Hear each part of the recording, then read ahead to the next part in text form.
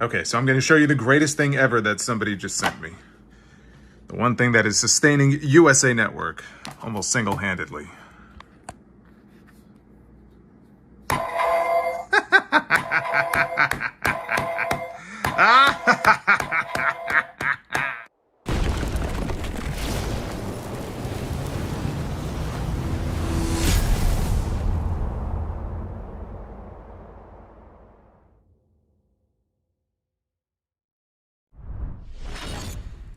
Tonight was the go-home show, the final Smackdown before Money in the Bank tomorrow. Finally, actually 2 shows tomorrow. We have Worlds Collide in the afternoon, and we have Money in the Bank in the evening. That's a 7 o'clock Eastern start time for Money in the Bank. Both of them in Los Angeles. All of the men and all of the women in each of the Money in the Bank ladder matches were on the show tonight, which helped the show a lot because we had people from Raw and SmackDown populating the show tonight, which I think helped it because we had more hands on deck for tonight. I actually thought this was one of the better go-home shows they've done in a while. You know, sometimes these final shows, it's just like we got to get it over with, and they don't really do a whole lot to get you more excited for the PLE the next day. I can't say that this show did that for me either. I mean, the matches I was looking forward to, I'm still looking forward to them, and the ones that I really weren't, I can't say this show did a whole lot to get me any more excited for those matches, but it was one of the better go-home shows that they've done in a while. They did a little bit of a better job in trying to make the most of the 3 long hours that they have for these shows. It was also a very heel-heavy night because we had Seth Rollins, still no name for this new group. We'll call them the Goon Squad. Seth Rollins and his Goon Squad running around, laying out everybody in the Money in the Bank match, trying to take out each one of his opponents tomorrow night. And he did, all but one. All but one. El Grande Americano. He was not on the show tonight, so he was spared. But Rollins and Reed and Breaker, they went around attacking people all night long, which you would think does not bode well for Seth Rollins' chances in Money in the Bank tomorrow. That's a good thing. But at the end of the show, we had John Cena and Logan Paul laying out Cody Rhodes and Jey Uso as well. And they were standing tall to close out the show. So a very heel-heavy night in that regard, which isn't always the most exciting thing. But considering who I had going over at Money in the Bank tomorrow, I feel pretty good now about my predictions going into this. The biggest thing of the night, honestly, may have been the announcement, which was a surprise, but a pleasant one. It was a welcome one, that we are, in fact, getting a King of the Ring and Queen of the Ring tournament this year. It didn't look like we were going to get them. They had their own sort of devoted show last year. And we have Night of Champions coming up at the end of the month, but there has been no mention or indication that they were doing King or Queen of the Ring this year. And we had the announcement tonight from Nick Aldis and Adam Pearce that, in fact, there will be tournaments this year. And they're going to commence starting next week. And they will build to the finals in Riyadh at the end of the month at the Night of Champions show. And the winners of King and Queen of the Ring, and this is the most important point, because otherwise it's just 2 tournaments with no teeth to them. The winners of these 2 tournaments will get a shot at the top title of their respective brand at SummerSlam, which of course is 2 nights this year. So I was very happy to hear that because that was something I was not expecting. And so, again, there'll be a mixing of the brands. It'll be a co-branded tournament. We'll talk more about that in the announcement that they made. We'll get into everything here on this show because this is your Friday Night Smackdown post-show. I am the Solomonster. It is Friday, June 6th, 2025. Thank you for joining me. Like and subscribe. I want to say thank you to everybody who helped get us to 87,000 subscribers. Yes, here on YouTube. The march continues as we make the march up higher and higher and higher each month. So thank you for 87K. If you are not subscribed, please go ahead and do so. Hit that like button as well because it helps out the streams very much in the old YouTube algorithm. Super chats are open. We've already had a bunch of them that have come in, so we're going to get into all of those, and you'll see them on your screen as well. The best move Well, there it is. MGM balling with the best move set. Thank you, brother. I'm going to get to your message and everybody else's here in just a little bit. So get them on in. We have another goal going in the chat for a bonus Be the Booker. We'll see if we meet that goal tonight. But before we get into the SmackDown stuff, I do want to also give a plug, give a little cheap plug. This is where I'll be tomorrow. I will not be here reviewing Money in the Bank tomorrow night. We're going to have to save that for the Sound Off on Sunday, because tomorrow I will be at the NYC Arena over in Queens for Mike Santana's Puerto Rican weekend, second annual Puerto Rican weekend. And I will tell you that last year's Puerto Rican weekend was a lot of fun. It was very energetic in the building. It was a packed house. And Santana decided to bring it back again this year. And he's going to be wrestling Ishii in the main event for the HOG World title. But there's a bunch of great matches on there. He's had a hell of a week. You know, Mike Santana was in the main event on NXT this week and still trying to win the TNA Championship. But he'll be there in New York tomorrow. That's where I will be. So if you're wondering, hey, why is Solo not live for Money in the Bank? Duty calls. And hey, if you're not watching Money in the Bank, still tickets available. Come on down. You can watch it on Triller TV. But if not, it'll be there for you after Money in the Bank is over. I will be going through all of that on the podcast later in the day on Sunday. So just be aware. I'm still going to get tons of messages. Where's Solo? Where's Solo? Did he fall asleep? But all I can do is remind you. The ones that are here, now you know. Let's talk about SmackDown, though. SmackDown opened with the top heel act on Raw. That's what we opened up with tonight. Seth Rollins, Braun Breaker, Bronson Reed, and Paul Heyman coming out to the ring. Rollins talked about having absolute power after he wins Money in the Bank tomorrow night. God forbid. Absolute power. That power does not just extend to Raw. That includes SmackDown as well. And anyone who stands in their way will suffer the same fate as those that have already stood in their way. And he cited Sami Zayn as one example. Sami Zayn stood in their way. He's in the dirt. They mentioned CM Punk. He stood in their way. Poof. He's gone. Roman Reigns stood in their way. And he is now missing he's been missing in action for months. Had nothing to do with Braun Breaker or Bronson Reed. Roman decided to take a vacation after WrestleMania, his annual post-WrestleMania vacation. But he said Roman Reigns is not coming to save you, which means that undoubtedly Roman Reigns is coming to save you. But he said Roman is not coming to save you. He doesn't care about you. He says he never has. But you know who has cared about you? Seth Rollins has cared about you. And he will drag all of us kicking and screaming if he has to into the future, because that's what he does. Actually, you know what WWE did tonight? Just realized today is June 6th. They have dragged us kicking and screaming into yet another 3-hour Raw, because tonight was supposed to be the night that SmackDown went back to 2 hours. Only SmackDown is not going back to 2 hours. SmackDown is going to be 3 hours indefinitely.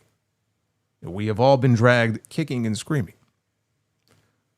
So that brought out the Timu bloodline to the ring. Solo Sikoa, JC Mateo, and Jacob Fatu, who got in the ring and stood eye to eye across from the other crew. And we had Braun Breaker and Jacob Fatu were standing directly across from one another, and they were eyeballing each other very intensely, as were Reed and Mateo. Solo said it looks like Seth has his own little bloodline going on. And he looked at Breaker and asked him, who are you supposed to be? Are you supposed to be the right-hand man? Jey Uso? He looked at Bronson Reed and asked, who are you supposed to be? Are you supposed to be the honorary Us? Sami Zayn? Yes, because they look so much alike. After everything they went through, you know, we teamed up at War Games, which is true. Bronson Reed did join them in War Games. And now you're paired up with this guy. Seth's got himself a wise man. And speaking of a wise man, he says, long time no see. So Rollins got up in his face. He told him to choose his next words carefully. Solo said all he knows is that tomorrow night he is climbing that ladder and grabbing that contract. And all of that power and control that Seth talks about, it's all going to be his. And Rollins asked if Solo is threatened by Braun Breaker. Is he threatened by Bronson Reed? Because he should be. But what he should really be worried about is that his own family would rather stab him in his back than have his back. So Rollins looked at Jacob and said, it looked like you wanted to say something, but Solo is the one with the mic. Solo said he knew what Seth was trying to do. And Rollins said instead of Samoan Werewolf, maybe his new nickname should be Solo's Bitch. See, he can't use that name, though. I've trademarked it. I've made more than a few people that in the past, so I'm sorry, Seth. He cannot use that. It's already taken. So Rollins said he may be a little threatened by one Fatu in the ring, but it wasn't Solo. Solo dropped his mic. He started to remove his jacket. Rollins removed his. Breaker and Reed, they stepped in front of Rollins. Fatu and Mateo, they stepped in front of Solo.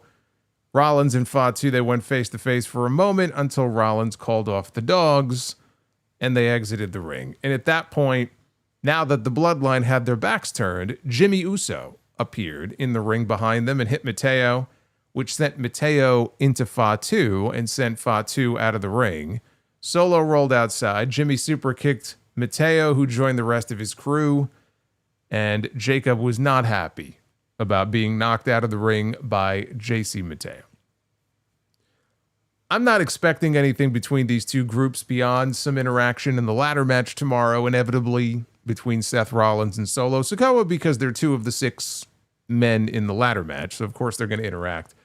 But I did love the little tease that we got here between Fatu and Breaker, because at one point they were going nose to nose, and it got a little tense, and this is not the first time that they have teased something, a possible confrontation here between these two. Many, many months ago, probably last year, on Raw, we got something like this, and it was outside the ring. It was very brief, but I remember the crowd reaction that night. The crowd, even then, and these guys are more established now on the main roster than they were then, but even then, you could hear the crowd, their excitement.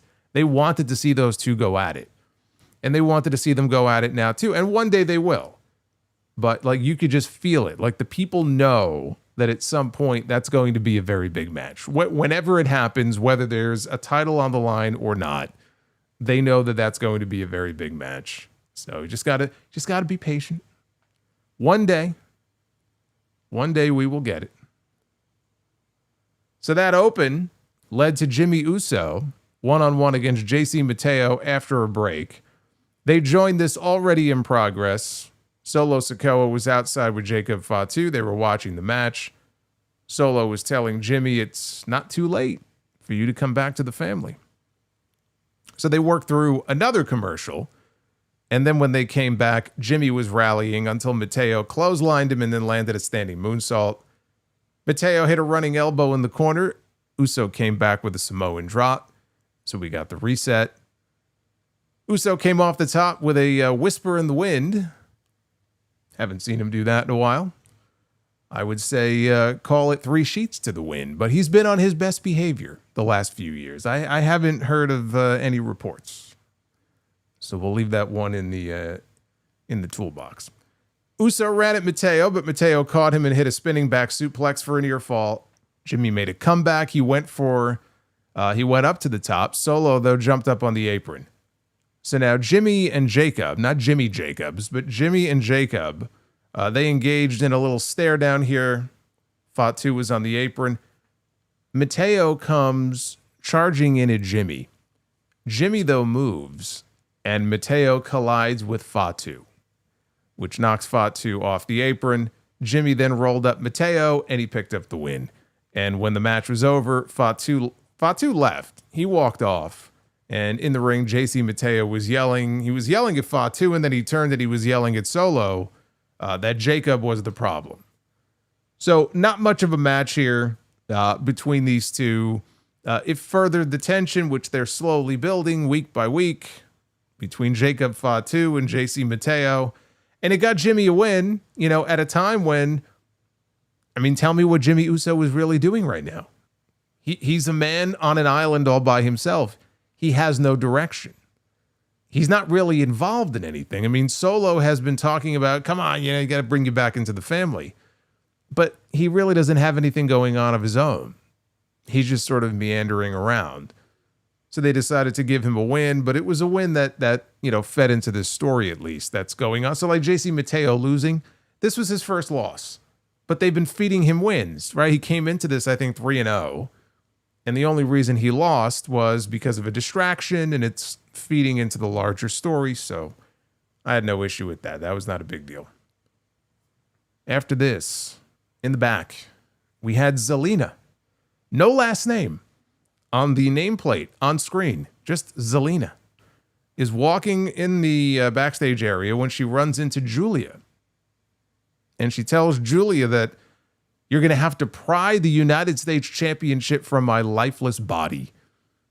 And, if this was Giulia in Stardom, she would be saying, that's not going to be a problem. We really haven't seen that version yet of Giulia, but you got to be careful when you say that sort of thing around her. But you'll have to pry it from her cold, dead hands if you want to win that U.S. title.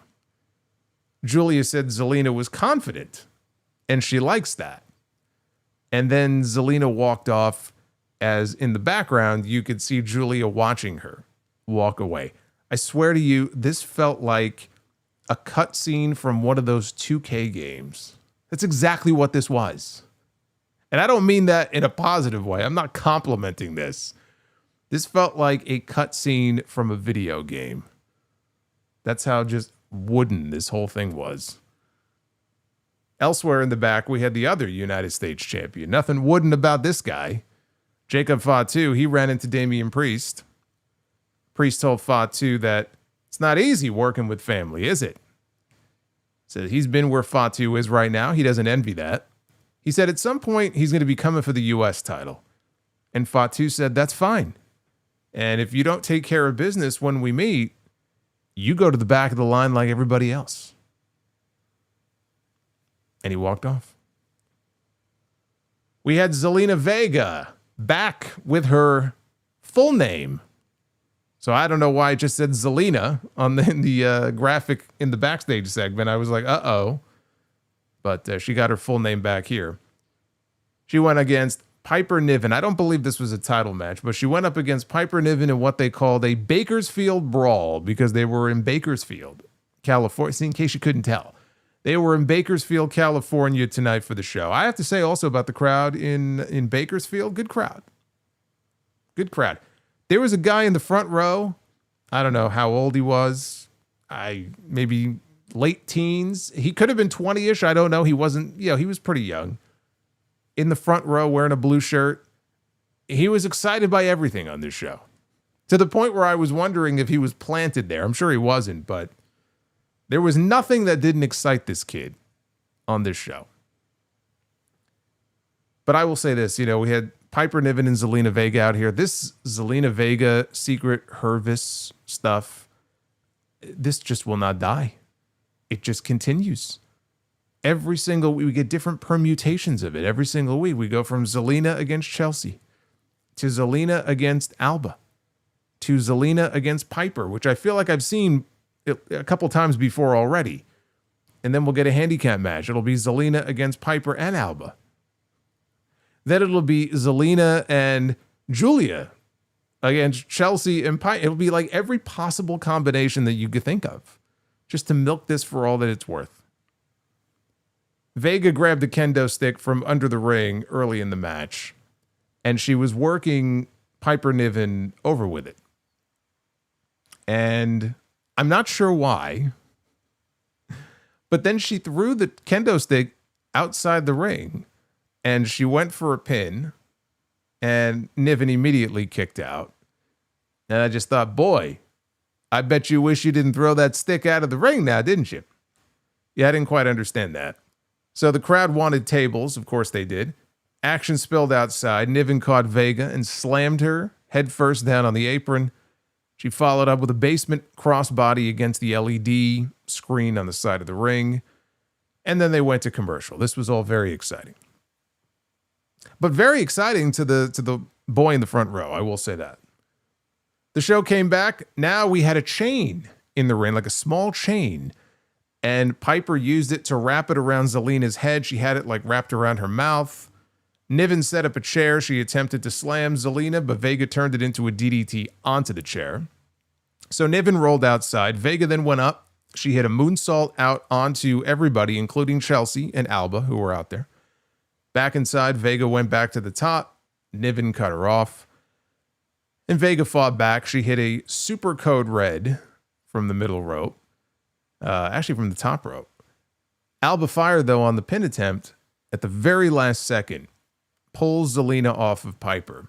So now outside the ring, they're all pummeling and ganging up on Zelina. Piper actually still in the ring, and she's yelling out to Alba, "Get the tables!"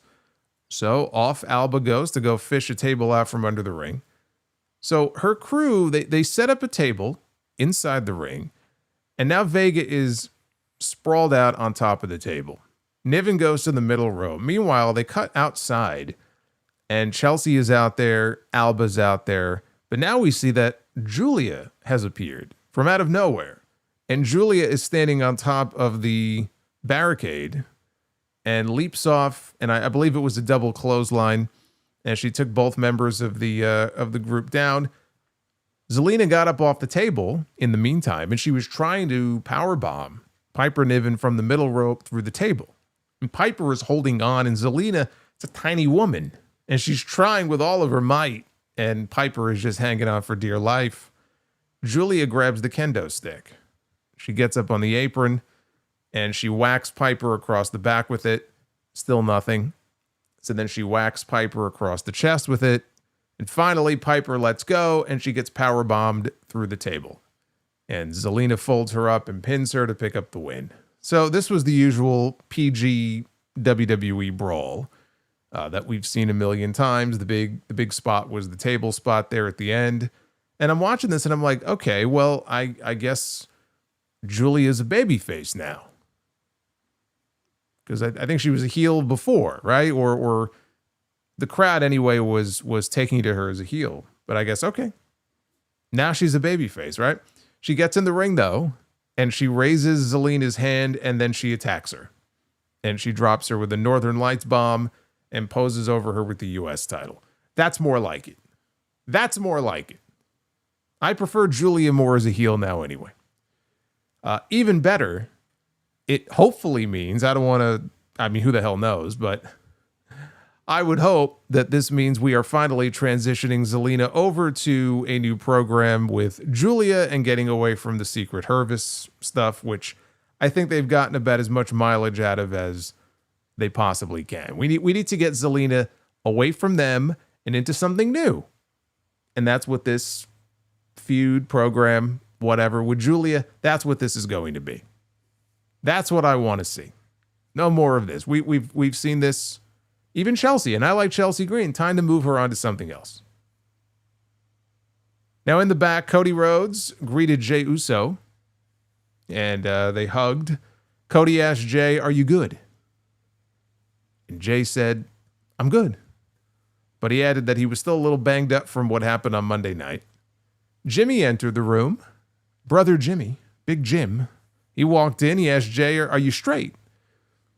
And Jey said, "Well, I'm married with, a kid." Oh, he goes, yeah, I'm straight. Why do people keep asking me that? Why do people keep asking me that question? Jimmy said, "Look, you got a big match on Saturday. You got a title defense coming up on Monday.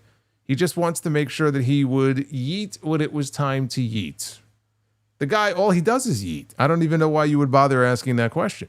Every time we see him on TV, all he does is yeet. If he wasn't yeeting, I would think there was something wrong with him. I would take him to the doctor. So Jey said that we're going to see what John Cena and Logan Paul had to say later in the show, and he would worry about tomorrow. Okay. Wouldn't see him again until the end of the show. Yes. See, Sidro makes a good point. It's good timing with Pride Month. Jimmy's just making sure, Nobody knows Jey better than Jimmy. He's just checking to make sure. So they aired an Aleister Black video promo. Black talked about how it doesn't sit well with him that Los Angeles night over here. Let's hope this weekend is Los Angeles night's weekend. They're in Los Angeles. It has to be a big weekend for this guy. He is not happy about the fact that LA Knight stole the pin during their Money in the Bank qualifying match after he wiped out Shinsuke Nakamura with a black mass kick. But then it was Knight who stole the pin and got the win. And if Knight beats him tonight, he would look him in the eyes, he would shake his hand, and he would admit defeat. Let's find out. Because right after this, we had LA Knight against Aleister Black. But first, before the match, Knight took the microphone. He was going to cut a promo. Said that it was Money in the Bank season. And he pointed out that this is the third straight year that he is in a Money in the Bank match. He asked the crowd if that meant third time's a charm. And they thought it did, but he's not satisfied with that. So he ran down the other participants in Money in the Bank one by one, named each of them, including Seth Rollins. He finished. He climaxed with Seth Rollins, with whom Knight said, I have not had a lot of interaction with this guy before. Rollins likes to burn things down, but Knight is the hottest thing in WWE. He cannot be burned. And tonight, he's got to deal with Aleister Black. Said Black had a shot to be in this match, and Knight gets it because the briefcase is a big deal. But he didn't steal the win from him. He just won a match. Now Black is set to get his feelings hurt again, and tomorrow he can watch Knight climb the ladder and win the match. This went on probably longer than it had to be. What are you people talking about in the chat? His promo climaxed with him talking about Seth Rollins. That was the whole point of it, to get to Seth. And then cut a promo on Seth. What's wrong with you people? Look at these people. You people are sick. You know that? You people. I don't know what I'm going to do with you. Anyway, he said that he's gonna climb the ladder and win the match. That was the whole point of this. Before we could get to the actual start of the match, though, they went to another commercial because Aleister Black, the lights went out and he started to make his entrance. But we went to a fucking commercial before we could actually get the match. So they come back and the two lock up to begin the match. And I'm like, well, were they just standing there staring at each other for three? Is that what we're supposed to think? That these two were just standing there staring at each other intensely, waiting for 3.5 minutes, whatever it was? Well, that's what they did. So the match begins. Black hit a series of strikes with a leg sweep. He went for a springboard move. Knight, though, charged, and both men went tumbling out over the top rope to the floor, and we tumbled into yet another commercial. Come back to the action. Black executes the springboard moonsault on Knight inside the ring. He went for a black mass. Knight ducked it, hit his jumping neck breaker. Then he hit that modified power slam that he does.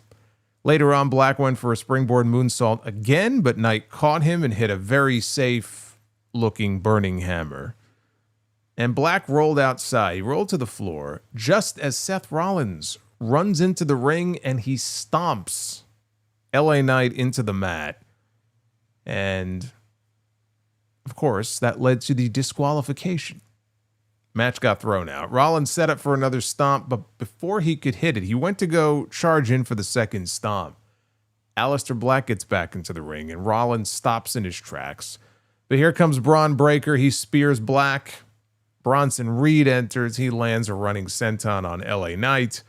And then Braun Breaker spears LA Knight, leaving Rollins and his crew standing tall. This would not be the last time that I would be saying those words here during this show.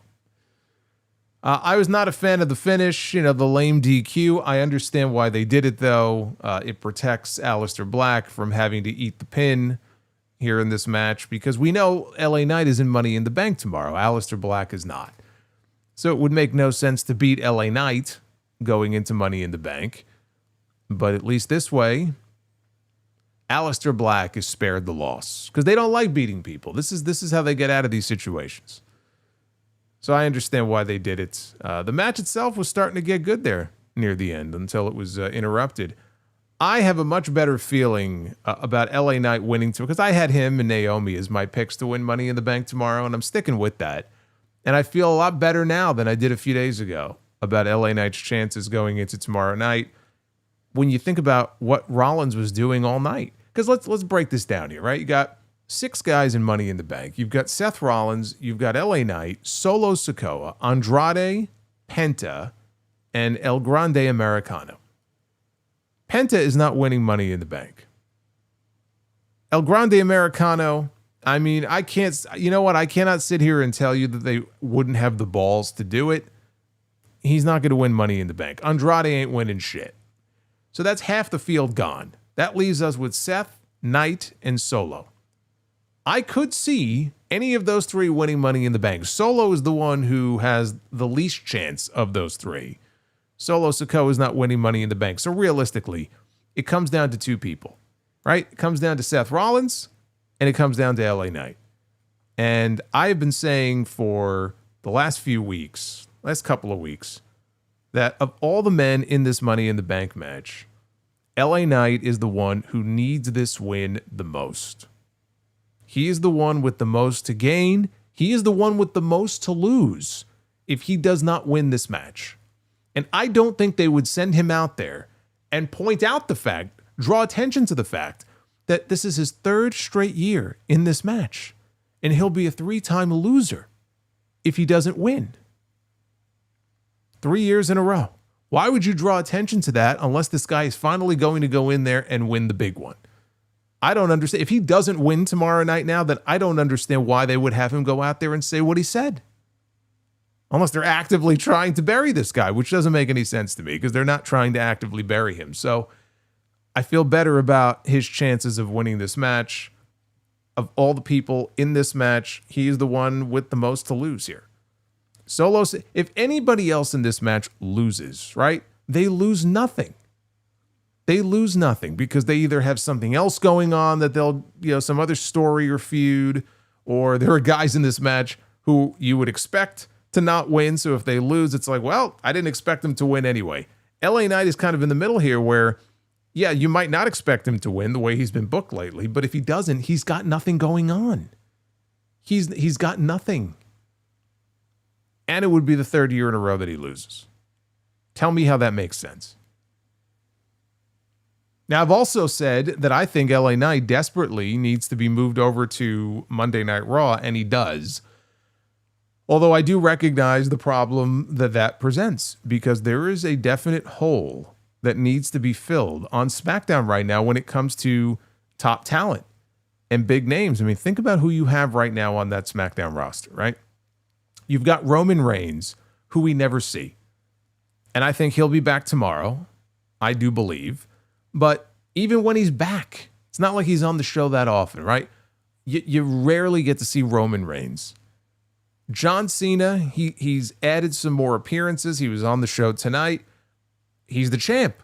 But even John Cena, he's on limited dates. You don't get to see John Cena very often. He's a special attraction. So then you look at the rest of the show. Drew McIntyre is supposedly taking time off. Kevin Owens is out indefinitely. We have no idea when we're going to see him again. Losing someone like LA Knight is not going to help SmackDown. It's going to hurt SmackDown, which is why I think this is the perfect time to have another transfer window. Sometime this summer, it doesn't have to be this month even, but at some point this summer in the next month or 2, I would institute another transfer window and let that run for a month, 4 weeks, 8 weeks, whatever it is. And that way you can move the pieces around as you see fit. And you could sort of realign things when it comes to the roster. But one of the moves that needs to be made for his sake, maybe not SmackDown's sake, but for his sake, is to get him the hell off this show. I don't see a future for him on this show. I really don't.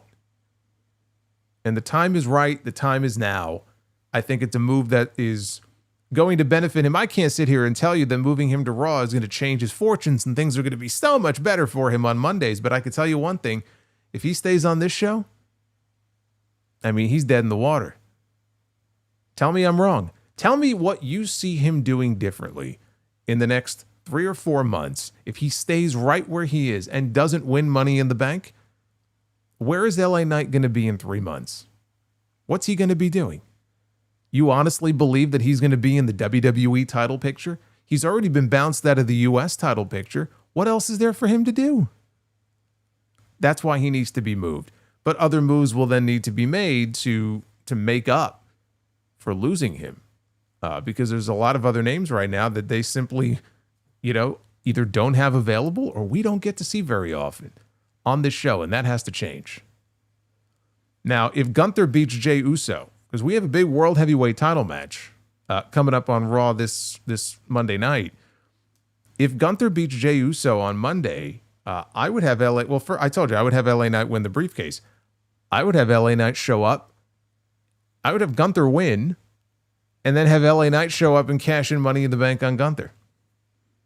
I know some people wouldn't be happy about, well, why would you do that? Why would you have the title change back to Gunther and just take it away from him? Because, you know what? It's okay to shake things up a little bit. That would be a nice little shake-up on the Raw brand. They get a new name in LA Knight. You get a new World Heavyweight Champion. And after what we saw on this show, and Rollins and his guys attacking Knight, now you can set up a proper program with them. That could even be the World Heavyweight Championship match at SummerSlam. And if they want to bounce the title over to Rollins at that point, you can do that and still keep them locked in a feud. So it would be better than what he has going on Fridays. At least he would be a player. He would be in the mix on that show.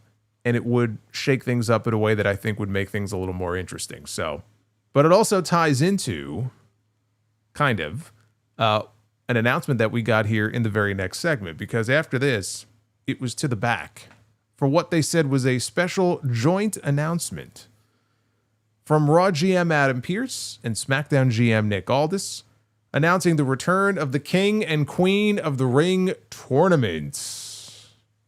I didn't think we were getting those this year. Next week, the tournaments kick off with 4 fatal 4-way matches in the men's and women's divisions, with the winners advancing to the next round. From there, it becomes a co-branded singles competition with the semifinals and the finals. And the finals, only the finals, will be taking place at Night of Champions in Riyadh, Saudi Arabia, which I believe is on Saturday, June 28th. I believe that is the date of that show. And the winners of those 2 tournaments will get to challenge for the top title of their respective brand at SummerSlam. I like it. That's the way it should always be. And remember, King of the Ring used to be in June. That was always a June pay-per-view. And it wasn't always the case where the winner of the King of the Ring would get a world championship match. But I always love that caveat. I always love that stipulation. And they did it last year, right? They did it with Nia Jax. She went on to SummerSlam. Gunther won King of the Ring. He went on to SummerSlam. They both won world championships on that show. So I like that you have King of the Ring a month later now than they did it last year. And the winners get title matches at SummerSlam. I feel like that's the way it should always be. But then that begs the question, who do you have win? I will also point out to you, they said we're going to have a series of fatal 4-way matches. Triple H, boy, he loves these multi-person matches, right? We just had qualifying matches for Money in the Bank. All of these Money in the Bank triple threat qualifiers. So now we're going to have a bunch of fatal 4-way qualifiers for the King of the Ring and the Queen of the Ring. And I think the reason that they do that, and then maybe they're just trying to get as many people on these shows as possible. But I think what they've done here is, in their mind, they have figured out a way to protect certain people from taking losses, because they're so petrified about beating people and having them lose clean in matches that you could have these multi-person matches, so you can always make sure there's at least one person in that match who probably loses more than they win. And so it's a safe route. Oh, we'll have that person take the loss because we don't want to pin this guy and we don't want to pin her and beat her. So we'll put this person in. We'll put Natty in there. We'll put Maxine Dupree in there. We'll put Carmelo Hayes in there, and we'll let them take the losing fall. And it's just such a cop-out way of doing. Like, there are certain people I can understand that you might want to protect because maybe they've been unbeaten, or maybe you just don't want them losing very often. But like, there are times where it's okay for people to lose. Like, it's not going to be the end of the world. I know you have all the idiots online where you lose one fucking match. Oh, they're buried. Like, forget those people, okay? They're working off one brain cell. Like, it's okay to beat people. It's not the end of the world. It all comes down to the booking. As long as if you want to push somebody, as long as you have the creative to support them and you have a plan for them, if they lose a match, their career isn't over. But I feel like that's why we get so many of these triple threats and fatal four-ways. Like, invariably, that's what ends up happening. Like, the odd person out is the one who's in there to take the losing fall. We saw that recently with Nakamura, right? They talked about it here in the promos earlier, where it was Aleister Black, LA Knight, and Shinsuke Nakamura. And from the moment that match was announced, you and I both knew exactly who was taking the losing fall in that match. Because God forbid, we do LA Knight against Aleister Black. Because then somebody has to lose, and that's the end of the world if that happens. So now we're going to get a bunch of fatal four-way matches. Yeah, Finn Balor. Finn Balor actually won a match on Monday. Very rare. But I'm seeing what they're doing here with this stuff. As far as the winners getting title shots at SummerSlam, what does that mean for the men's Money in the Bank? Well, or not Money in the Bank, I'm sorry, men's King of the Ring. I don't even know who's going to be in King of the Ring, so I put that out there before I tell you who I think might win. Without knowing yet who's going to be in it, I don't think Seth Rollins is winning Money in the Bank, but I do think he becomes the automatic favorite to win King of the Ring. We get King Seth. That guarantees Rollins a World Heavyweight Championship match at SummerSlam. He would be my early favorite to win King of the Ring. On the women's side, my early favorite to become Queen of the Ring, Stephanie Vaquer. And then she would go on to challenge Tiffany Stratton at SummerSlam. That's how I see it playing out. But again, I don't know who's even in the tournaments yet. I'm just giving you my early predictions for who I think may walk away with the crowns. But I'm very happy they're bringing them back. I really thought they were just going to ditch them this year, but I'm happy that that's not the case. Now in the back, Byron Saxton. It's definitely not going to be King Cross, says Bret Hart. Really, what gave it away? Was it the booking? Yeah, I think we could all agree we're not looking at King carrying Cross this year, getting a World Heavyweight Championship match at SummerSlam. That ain't going to happen. But the reason I'm going with Rollins and not someone like CM Punk, for example, because I know some people might be like, well, Punk, and then we get Punk and Cena. The key here is that the winners get a shot at the champion on their respective brand.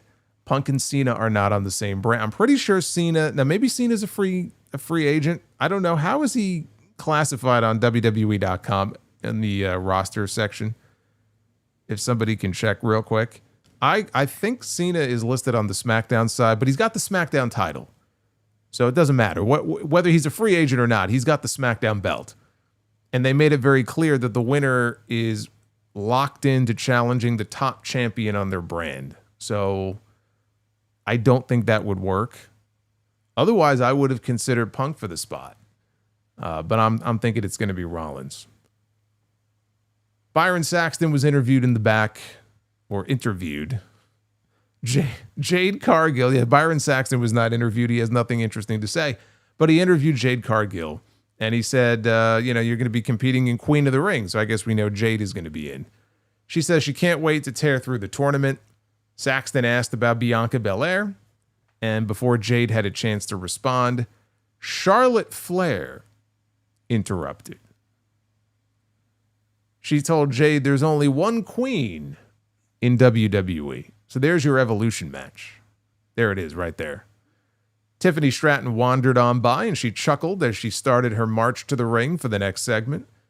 But before we got there, elsewhere in the back, we had American Made being interviewed. Chad Gable is going to be wrestling El Hijo del Vikingo tomorrow at Worlds Collide in the main event for the AAA Mega Championship. And Gable says that if he beats Vikingo, he will have won the most prestigious title in all of Lucha Libre.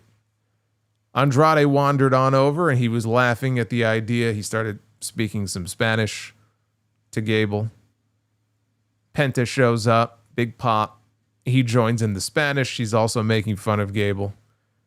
So Gable is offended. Everybody is yelling now. Nick Aldis comes over to try to calm down the situation. And we get the announcement of a tag team match later in the show where it is going to be Andrade and Penta teaming up to take on the Creed brothers. You know, it was not lost on me that the last time the Creed brothers wrestled on a go-home show, Rey Mysterio got hurt. And he was out of WrestleMania, so I had my fingers crossed going into this. It's always risky when you do this. When you put these people that are in a big match on the PLE the night before in a match. I mean, I know you can't just bench everybody. You got 3 fucking hours to fill here, but I'm always like, man, you know, some good energy. Sending some good vibes. Hopefully nobody gets hurt. Tiffany Stratton was out to the ring. Said that everybody on Saturday is going to try to pull a Tiffy from last year and reach for the stars. She said that every woman tomorrow is championship material, but whoever wins the briefcase will have their world revolve around her. Rhea Ripley comes out. Of course, she gets the usual big reaction. She took exception with Tiffany's words. She reminds us that she's never been in Money in the Bank before because she never had to be. So she doesn't know what it's like to win the briefcase, but she's very familiar with what it's like to be a champion. And she misses that feeling. So that brings out Stephanie Vaquer, and then Alexa Bliss comes out, and now it's pretty clear we're getting the entrances for the 6-woman tag team match that they had advertised, which involved all 6 women in tomorrow's Money in the Bank match. It was Rhea Ripley, Stephanie Vaquer, and Alexa Bliss taking on Naomi, Roxanne Perez, and Giulia after the commercial break. Vaquer set up early for the Devil's Kiss, and everybody was very excited about this Devil's Kiss until Giulia countered out of it, and then they weren't so happy at that point. Giulia planted her with a curb stomp. Naomi tagged in, went for a Devil's Kiss of her own on Stephanie. Stephanie, though, worked out of it. Things broke down. All 6 women are brawling. Stephanie finally did the Devil's Kiss on Naomi. Later on, Roxanne Perez, she threw Alexa Bliss into the ring steps. And the show came back with from a break with Naomi working over Alexa. Naomi charged at her. She ended up going face first into the turnbuckle. Bliss DDT'd her and got the hot tag to Rhea. And Roxanne also tagged in. Ripley hit a fallaway slam and took out the rest of the field. She hit a razor's edge on Roxanne. Naomi broke up a pin attempt. The match broke down. Alexa Bliss hit Sister Abigail on Giulia. Ripley then tried Riptide on Perez. Perez countered into a beautiful spike DDT. And everybody was down. I will say this. There is not anybody on that roster who sells a DDT better than Rhea Ripley. Every fucking time I see this woman take that move, she spikes herself on top of her head, the way she pops up out of it and looks dazed and confused. Like, she sells it better than anybody else on that entire roster, male or female. Like a simple DDT. Doesn't have to be anything fancy, but I just love the way she sells that move. Perez then tried to tag out to Naomi. As she went over, though, Naomi drops down off the apron. She pulled a Sid on Roxanne. She left Roxanne to die all alone in the ring with all 3 baby faces. And they ganged up on her until Ripley hit Riptide and pinned her to win the match. This was the kind of the de facto match of the night. It's a very good match, but it was easily the best match on the entire show. And it was a fun little preview of tomorrow's Money in the Bank match, which is the most loaded out of both ladder matches tomorrow. It is the most stacked of the 2 Money in the Bank matches. You look at the talent just in this one match. I mean, this is only 6 of the women they have on the roster, but you know that women's division collectively, I'm talking cross-brand, is very much in good hands. I'm still sticking with Naomi for the win. I do feel and not just because she lost tonight. I think I said this on Monday. Roxanne Perez, she would be my dark horse or backup pick if I had to pick a number 2. I think Naomi wins, but if she doesn't, I think Roxanne may take it. I don't feel like Rhea Ripley's winning. Stephanie, I don't think, is winning. Giulia is not winning. So that leaves Alexa Bliss. Alexa Bliss could. If I had to rank them in order of likelihood, I'm going Naomi, Roxanne, and Alexa in that order as far as who I think wins Money in the Bank. Solo Sikoa was in the back talking to JC Mateo. Jacob Fatu was nowhere to be seen. Mateo asked Solo if he trusted Jacob, and Solo said that as long as Fatu follows his lead, everything's going to be okay. He said Fatu loves him, and Fatu isn't all that smart in the head. He said all Fatu thinks about is himself, and he's all gas and no brains. And he said he has it all under control.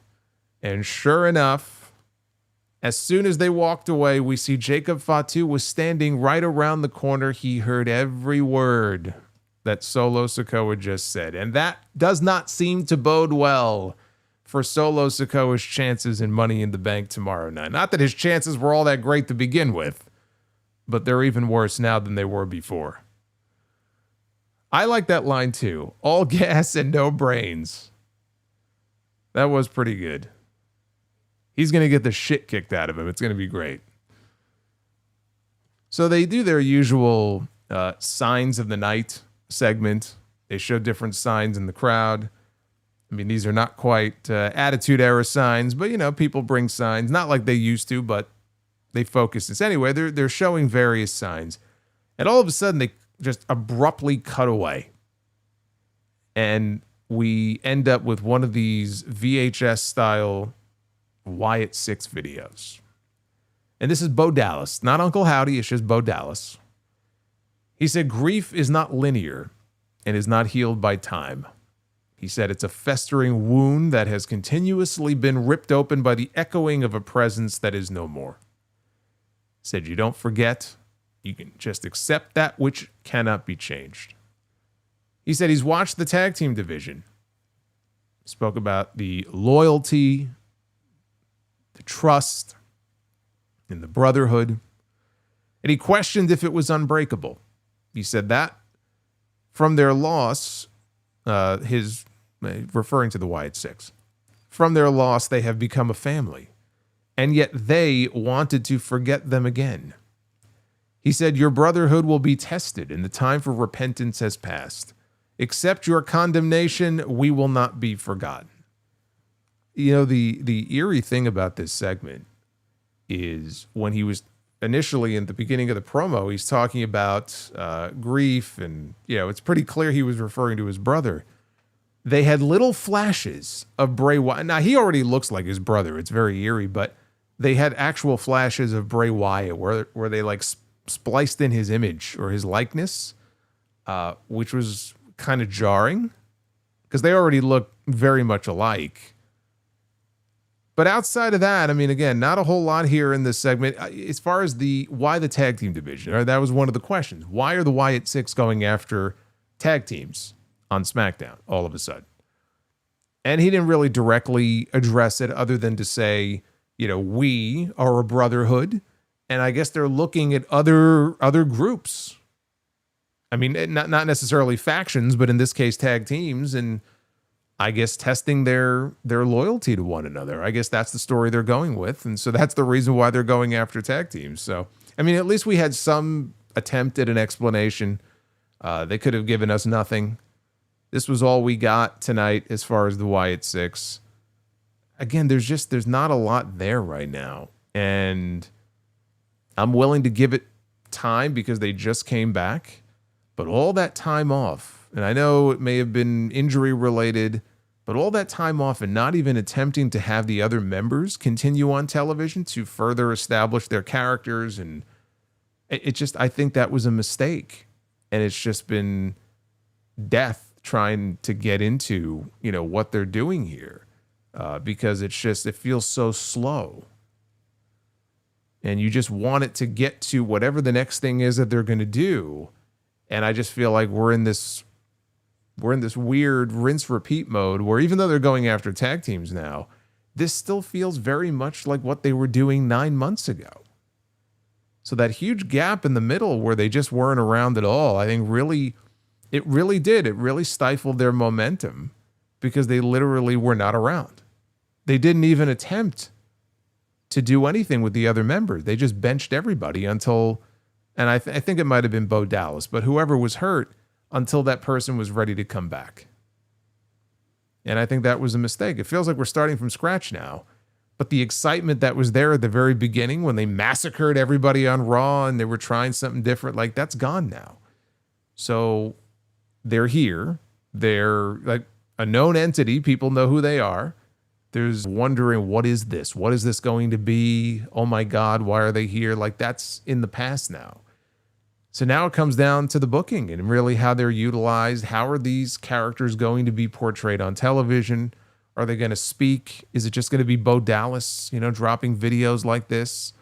Are we ever going to hear from the other members? Are we going to see them do singles? But we don't know. I just don't find this interesting enough to want to stick around and find out. But we'll see. Still have people wondering if Alexa Bliss is going to be connected to this in some way. Right now, she doesn't have to be. She's doing her own thing. And we'll see where the stuff goes with her and Charlotte. I think there's more potential in that, frankly, than her just going back and doing Wyatt stuff. But, maybe she'll end up with them. Maybe she won't. I don't know. She's still going around with the doll. I mean, anything's possible. But, whatever excitement was there at the beginning is gone. And now it's all stripped away. And it's like, okay, now it comes down to story. And can you make this interesting? Can you do something compelling with this group that will get me as a fan interested in wanting to see them on my television every single week? Right now, the answer to that is no, but it doesn't mean that they can't try to pull something out of this, because they have some talented people who are involved here. Like a Dexter Lumis, Eric Rowan, let's get them on TV doing stuff. I don't understand the desire to just drag it out and beat this horse over and over again. You got 5 fucking people here. Let's start doing something with them instead of just speaking in riddles. So when this video ended, they go backstage and Nick Aldis is standing by with the Street Profits and Faxium. Fraxium. It's their finishing move. They send a fax to their opponent. Fraxium, Motor City Machine Guns, and DIY. They were all watching the video. The entire tag team division, minus Pretty Deadly, are in the back. Tommaso Ciampa says he and Johnny Gargano shouldn't take the fall for this because the other teams were the ones who also provoked the Wyatts. Montez Ford says he knows they're all afraid, which is such a geek line. I know we're all afraid here of the Wyatts.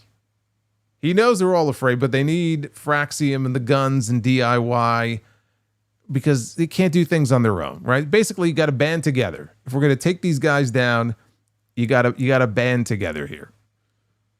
Angelo Dawkins talked about how he and Montez were the real boogeymen. He said if the Wyatts want the smoke, then they can get it. Axiom spoke about how he and Nathan Frazier would teach the Wyatts a lesson.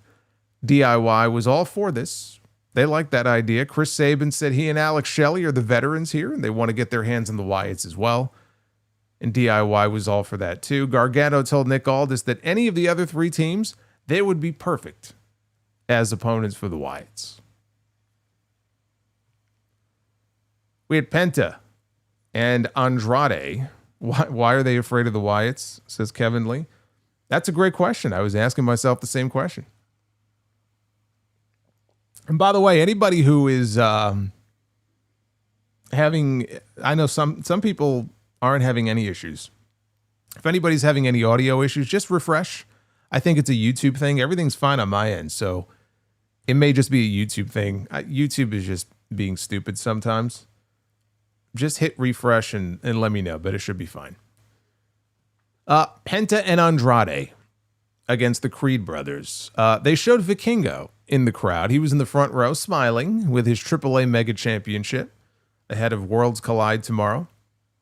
Penta and Andrade, they jump-started the match. They immediately hit dives out onto both members of the Creeds outside the ring.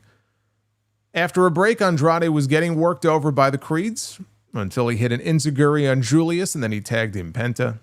With the referee distracted, Chad Gable was out there. So Chad Gable hops up on the apron. He tries to take Penta's mask off. And Vikingo has seen enough. So Vikingo jumps the barricade. He runs over to stop him. He starts working Gable over with punches.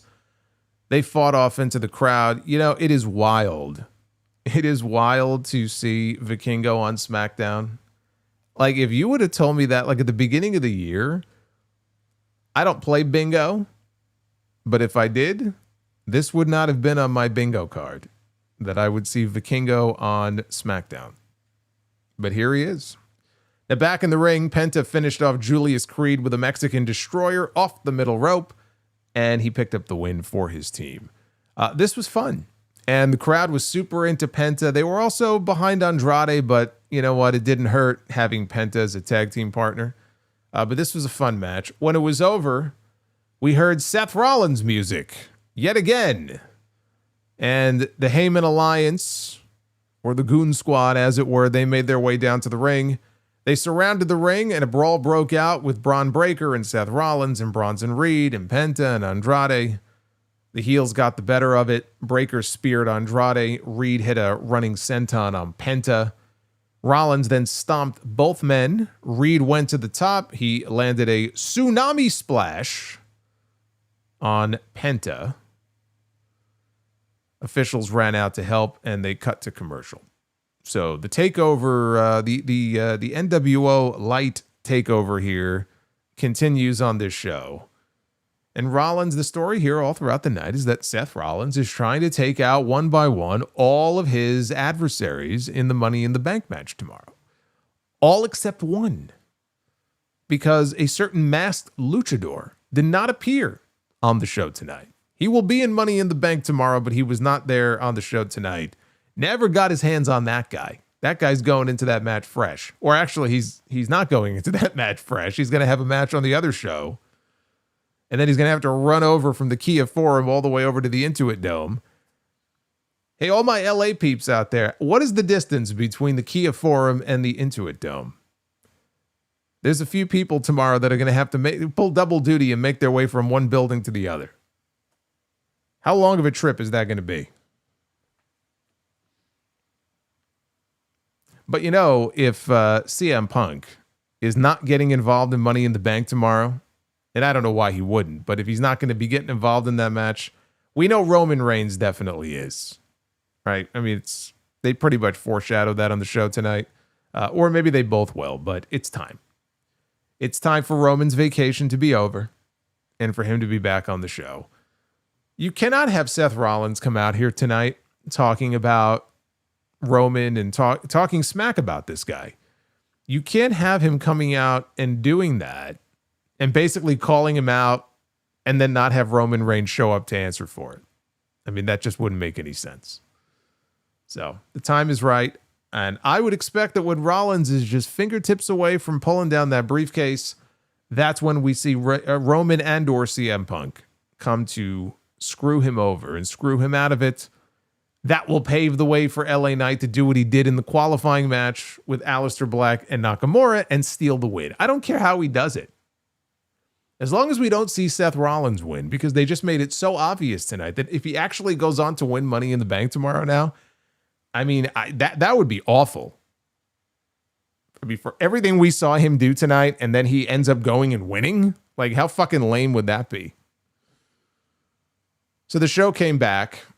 Rollins and his crew, they were still in the ring along with Paul Heyman. And Heyman called everybody in Bakersfield Baker's bitches. He said that his group doesn't fear the future because they are the future. And he didn't understand why anybody would boo that.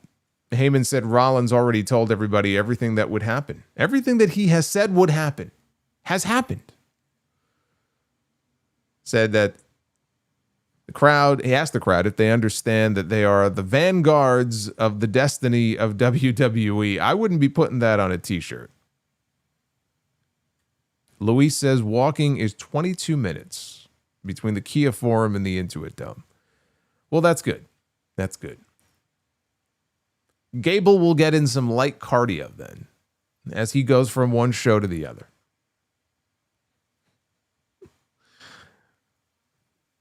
Eminem says, I could see Roman returning on the Raw after Money in the Bank. I don't don't know, man. Somebody has to factor into things to cost Seth Rollins a win here. Someone's got to be there to knock him off that ladder. It could be Punk, and then you could have Roman show up on Monday. You could do that. But it's got to be one of those two, though. But yeah, this whole vanguards of the destiny of WWE, like, dude, don't overcomplicate this. Don't try to sound smarter than you are, okay? You're not putting that on a t-shirt anytime soon. Heyman said at Money in the Bank, Rollins will become Mr. Money in the Bank yet again. And after that, whenever Rollins damn well feels like it, he will propel the entire industry into a vision all of his own. Heyman said the greatest honor of his professional life will be calling Rollins the reigning, defending. And before he could finish, Cody's music hits and cuts him off. And before anything comes of Cody getting into the ring, before anybody could say a word, Jey Uso's music hits, and he enters through the crowd, and he yeets with everybody. Rollins did go over, I don't know if you noticed this, but Seth Rollins went over to Cody, and he whispered something in his ear, like The Rock did that time, but we couldn't hear what he said. And after that, Rollins and his crew, they disappeared. They said, you know what? I can't stand this yeeting shit anymore. I've heard enough. We're leaving. And they left. And we didn't hear from them again after this. That's all it took to get rid of these people on the show. Just start Jey Uso's music and have the crowd yeet. And that was it. Rollins and them, they fuck like a plume of smoke behind them, like a cartoon. They got into their car and they bailed. We didn't see them again. So that took us into the final commercial break. When they came back, Cody and Jey were in the ring for the closing segment of the show. Cody mentioned that John Cena, he mentioned John Cena, and as soon as he did, the crowd began to chant, "Let's go Cena. Cena sucks." So we had the dueling chants. Cody mentioned how seeing Cena stand next to Logan Paul is like seeing Michael Hayes standing next to the Hardy Boys. And he may have thought that was a clever line, except nobody reacted to it. It just basically died. I think he probably thought it was pretty clever when he came up with it, but yeah, no, it didn't work. So Jey took the microphone, and I mean, you talk about promos that will go down in the annals of history from some of the greatest world champions that we have ever seen. I don't know. I was taken aback, frankly, by just how amazing this promo was. Here on the eve of Money in the Bank, what would this man have to say about his opponents? He's going into combat tomorrow against John Cena and Logan Paul, but he's going in there against John Cena. Right? Probably the last time he'll ever be in the ring with John Cena at this point. And so Jey Uso gets the microphone, and he had nothing to say other than one word, 4 letters, yeet. That was his promo. Very good.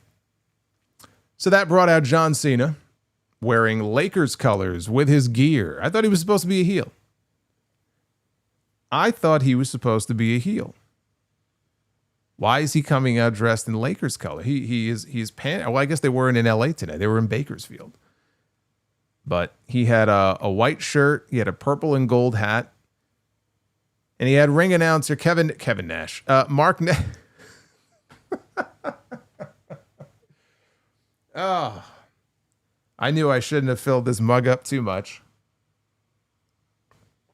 Can you imagine that? What kind of ring announcer would Kevin Nash be, huh? He wouldn't be quite as excited as Mark Nash is. I mean, he really gets into every announcement that he makes, man. He's super energetic. So Cena had Mark Nash do a special ring intro for him. And as he was doing this and wrapped up the announcement, Logan Paul slid into the ring. He knocked out Jey Uso. He knocked out Jey Uso with a right hand. Maybe Kevin Nash texted himself and then he showed up like he did for SummerSlam all those many years ago. Stick him, right? Stick him with your finish. Logan slid into the ring. He knocked out Jey Uso with a right hand. Cena blasted Cody with the belt. And then Cena delivered an attitude adjustment to Jey Uso. Logan Paul dropped Cody with his pulverizer finish. Logan went up top, briefly slipped, but he regained his balance and he landed a frog splash to Cody. Then he went to the other corner and he hit a frog splash on Jey Uso. And now it was time, finally, to hear from the WWE champion. And Cena said that now it was, no one is coming to save us. He's been telling us for half a year now.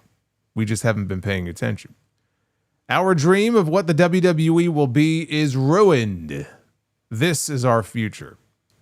He says he takes the title home.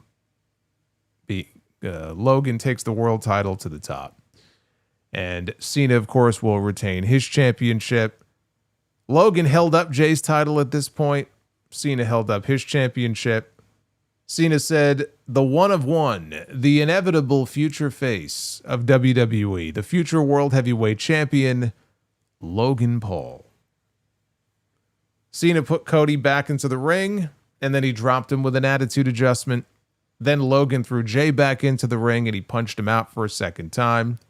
Then we got loud chants of, "We want truth."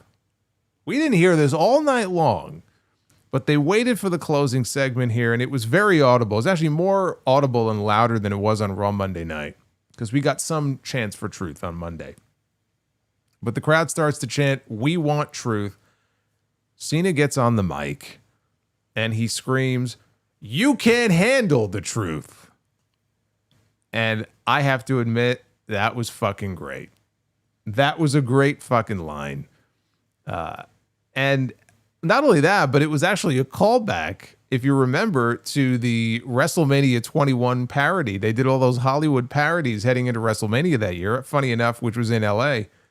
And the one that he did for A Few Good Men with JBL, where they replicated that scene. And I have no idea if that was the idea behind doing it here. I'm not saying one had anything to do with the other, or he intended it that way.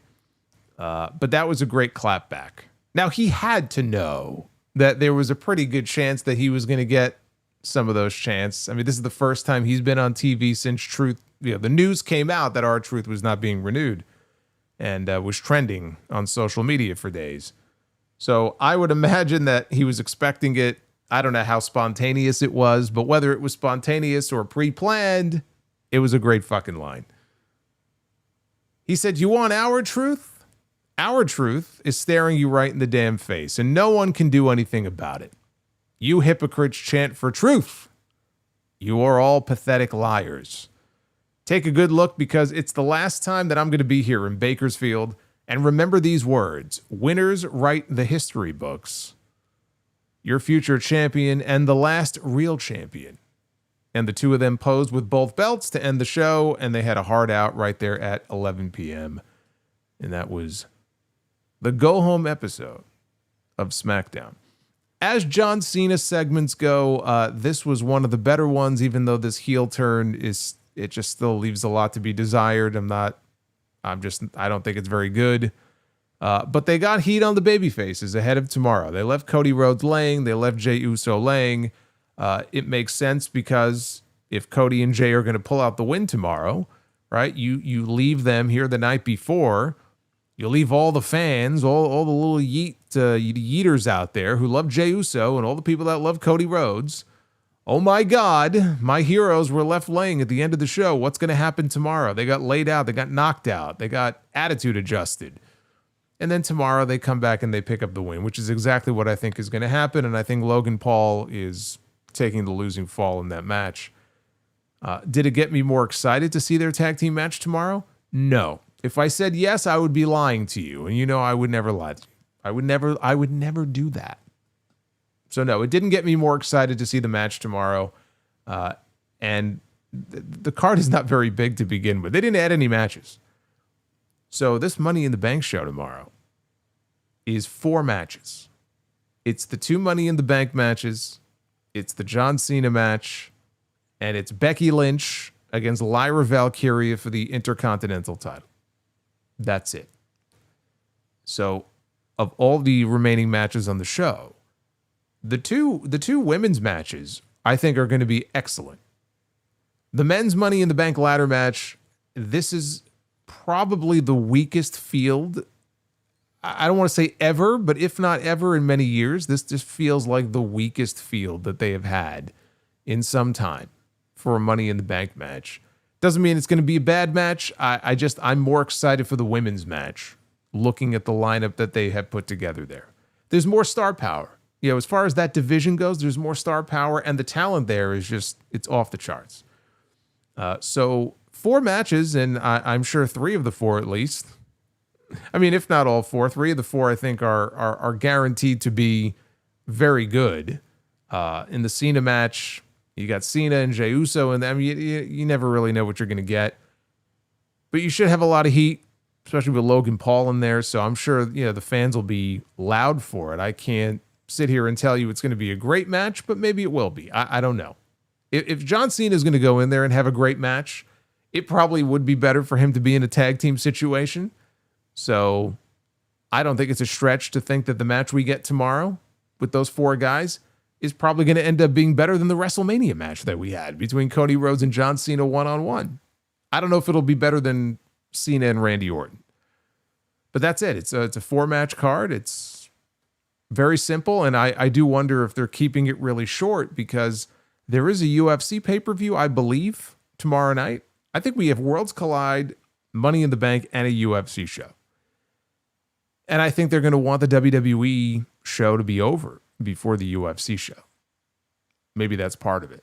And they're going to give the ladder matches a lot of time. Still, though, I mean, 4 matches. It's got to be the shortest Money in the Bank card they've ever put together. Has to be. Take a look at the Twitter poll. What do you think of SmackDown here before Money in the Bank?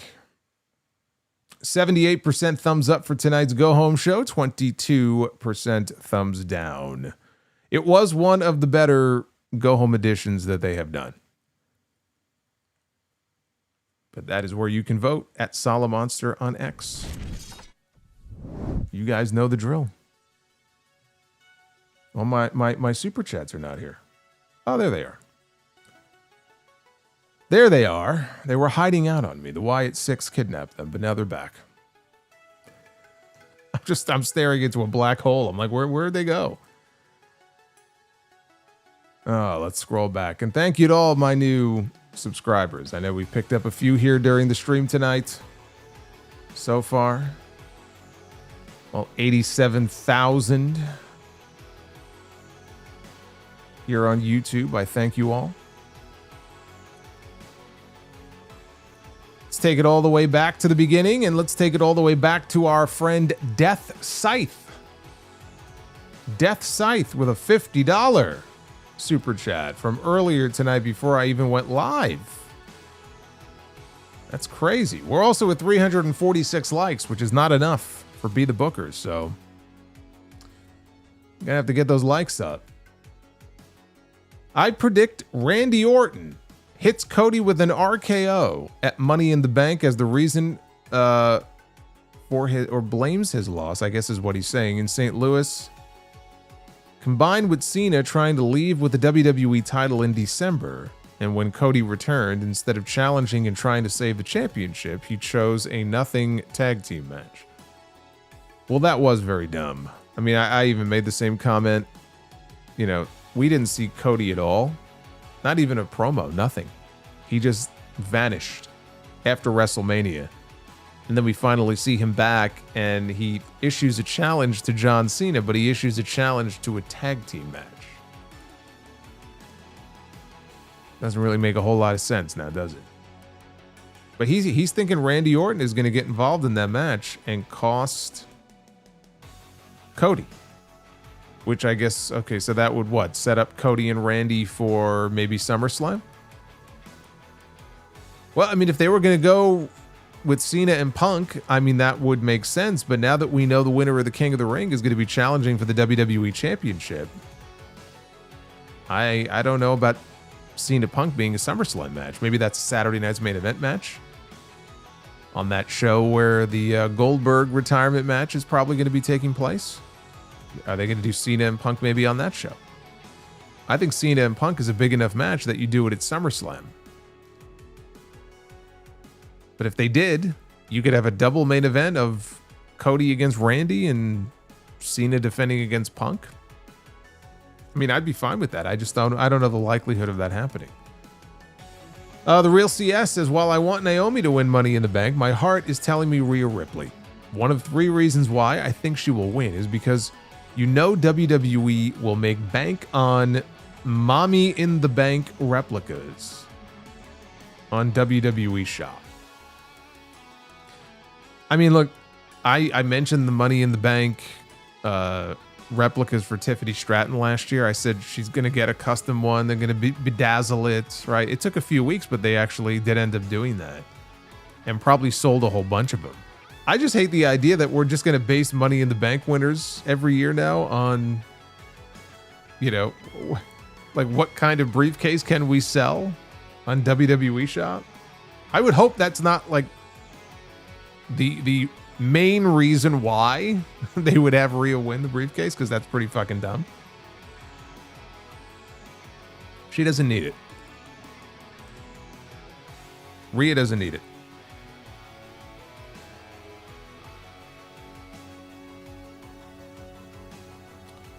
Holiday 197 says, the lack of major stars on SmackDown is affecting the show. Owens and McIntyre are unfortunately injured, and Orton has been MIA. Yeah, I forgot to mention Orton earlier, too. We barely get to see Randy Orton. LA Knight needs to win Money in the Bank. If Cody wins the title back, LA should cash in, setting up a feud. Cody is going to win the title back, but not for at least a few months. So, I mean, what does LA Knight do in the meantime? He's kind of fucked. That's why I think he needs to leave and go to Raw. Bobby's World. Since you're not going to be here for my birthday tomorrow. No, his 46th birthday. I have to do my yearly birthday donation tonight. My girlfriend says I'm not doing it right, but I don't see it.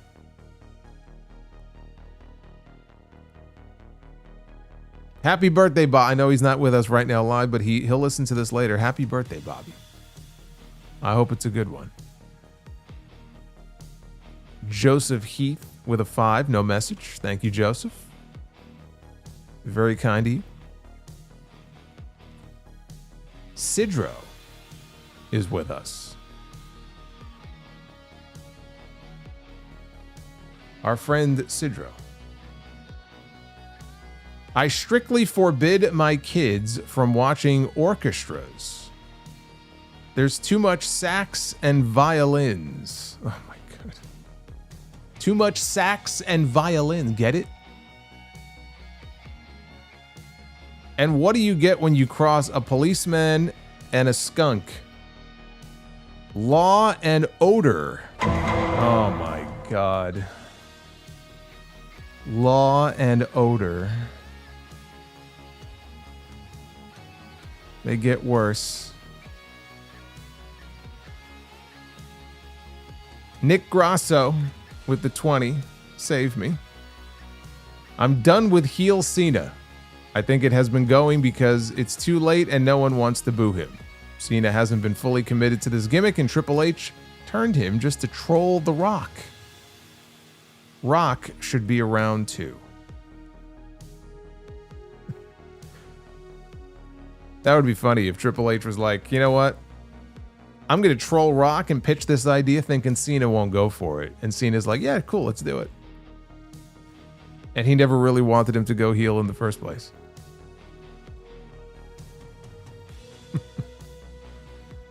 We got Jonathan Black.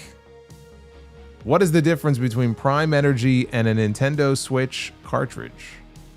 One tastes good, and the other is Prime Energy.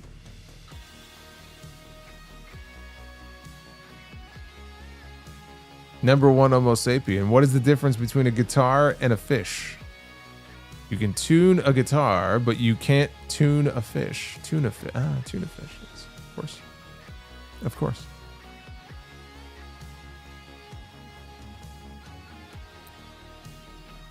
Sidro. Lawyer says, my client is trapped inside a penny. Judge. What? Lawyer says, he is innocent. And what's a guitar player's favorite Italian food? Stromboli.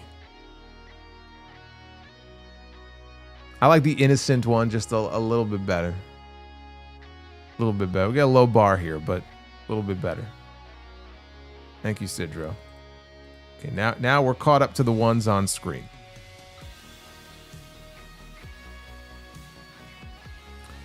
MGM Ballin, wish I can make it to HOG tomorrow. Looking forward to the next New York City show. Well, we will be back. Not announcing the date just yet, but we will be back. I know when the date's going to be. It's going to be a big day. Mr. Rod, happy Friday to everyone. I unfortunately had a power outage during the show, but thank God for Solomonster. You the man. Well, better to have a power outage during SmackDown and not during this review. Mr. Rod, after tonight, what is your excitement level for Money in the Bank tomorrow? On a scale of 1 to 10, my excitement level for Money in the Bank is a 6.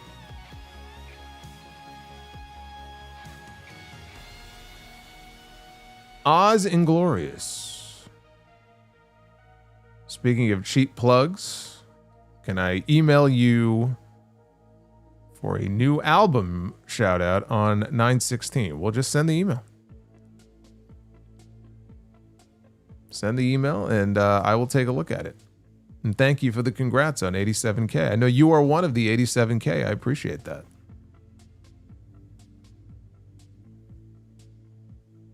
Who's leading, by the way, on the leaderboard tonight in the chat? We have the community tab on top. You know, Maze the Great has been killing it. I don't think he's actually in the lead tonight, though. Arabian Night 2000. Slammiversary only 5 weeks out. They've only sold 3,000 tickets. Do you think they'll have to downgrade? What could boost tickets? Cena versus Hendry or AJ Styles' return? Well, they haven't announced the main event yet, which I assume is going to be Mike Santana and Trick Williams. They're going to need more than that, though. Obviously, if John Cena was going to be on the show, of course, they're going to sell a lot more tickets. I don't know if we're going to get Cena and Hendry. I know Hendry's been pitching for it for months.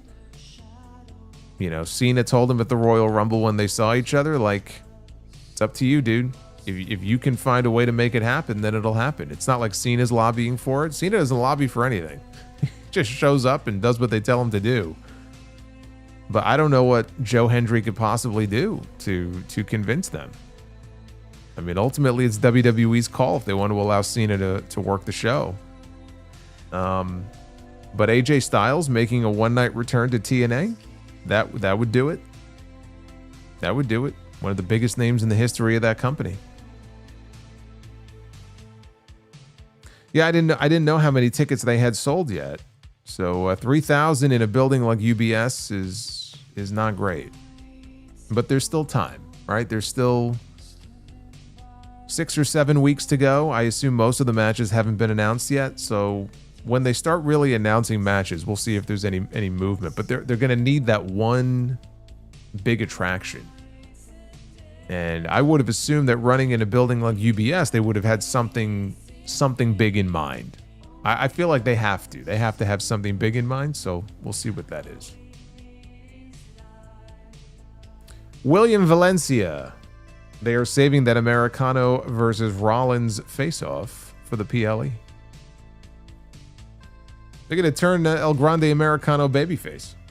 Guarantee you, in the ladder match tomorrow, he is greeted as a babyface by the crowd.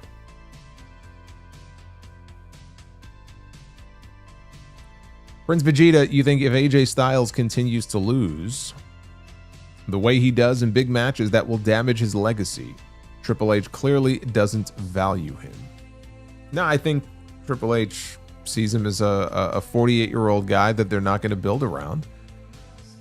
And so they're going to use him in situations where he could be useful, you know, to go out there and help make other people look good and get other people over. And he'll win every now and then, but I don't see him being pushed in the way that he used to be pushed until he comes to them and says, I'm ready to retire.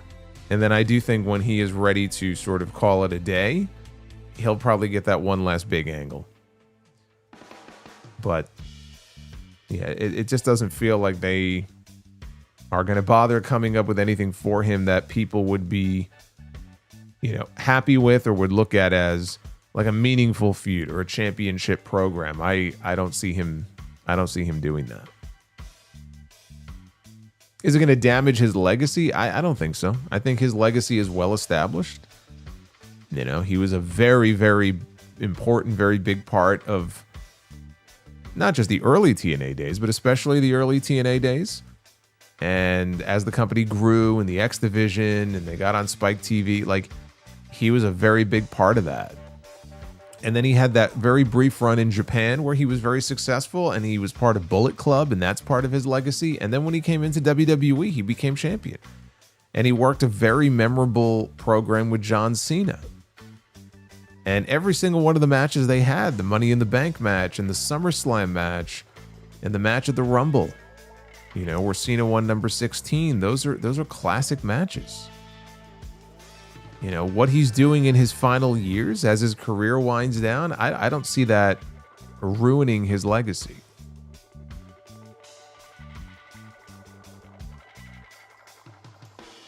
Super Hot Vector Man. SmackDown was good, and are you getting the Mortal Kombat collection? I am not. Sidro. Having difficulty remembering French word for white. Mine keeps going blanc. I've never understood why people hate vegans so much. Never had any beef with them.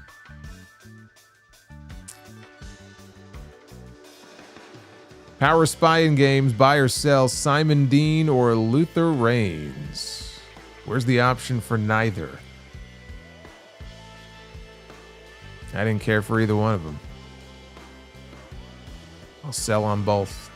Ragnarok, happy Friday, Solo. I don't get your critique of the tag division. Top tier teams and a lot of combinations putting on bangers, unlike the dead division on Raw.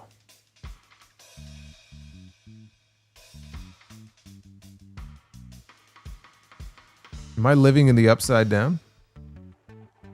Did I criticize the SmackDown Tag Team division? I've been on here for weeks talking about how lopsided it is when you compare SmackDown to Raw. I'm not sure if you're joking. I mean, I have no idea what you're talking about. I mean, are we listening to the same thing? The Mount Vernon kid, Christopher Bennett. I'm not sure about you, but after Aleister stepping up to Rollins, I want him involved. It's too bad it won't happen, but a Black versus Rollins match, sign me up. Congrats on 87K. Thank you, brother. Well, it's not going to happen because they're on two separate brands. But I mean, that would be a cool, you know, match, feud. Like you said, though, not going to happen because they're just not on the same show. Edwin Garcia. Who do you prefer, Batista or Randy Orton?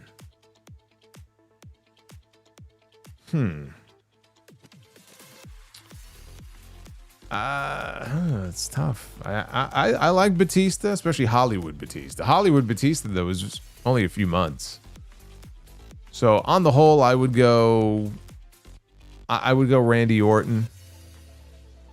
He just had such a longer run too, so I feel like it's almost unfair. But I didn't hate Batista. Yeah, there were definite phases of Batista, like when he was in Evolution but breaking away, and the fans were organically getting behind him. That was fun. You know, the thumbs up, thumbs down, heading into WrestleMania. And then when he went heel years later, those were probably my favorite periods of Batista. The stuff in the middle was okay, but I mean, nothing really stands out to me about it.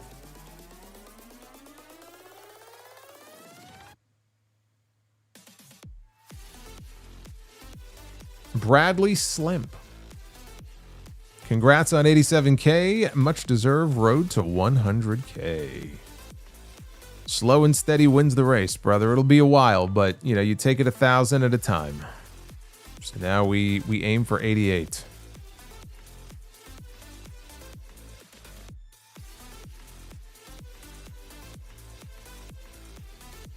Havili is with us. Buy or sell a favorite mini pay-per-view back in the day, WCW Clash of the Champions or WWE In Your House?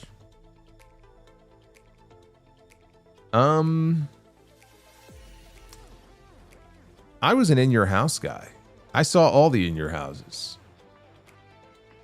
I have at some point seen most of the Clash of the Champions shows. And I mean, the Clash of the Champions stuff was a bigger deal, but I wasn't following it that closely at the time.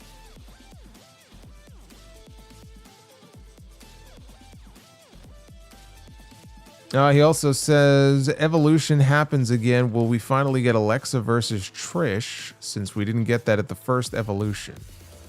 I don't think so. I think whatever they do with Alexa Bliss on that show is going to be different.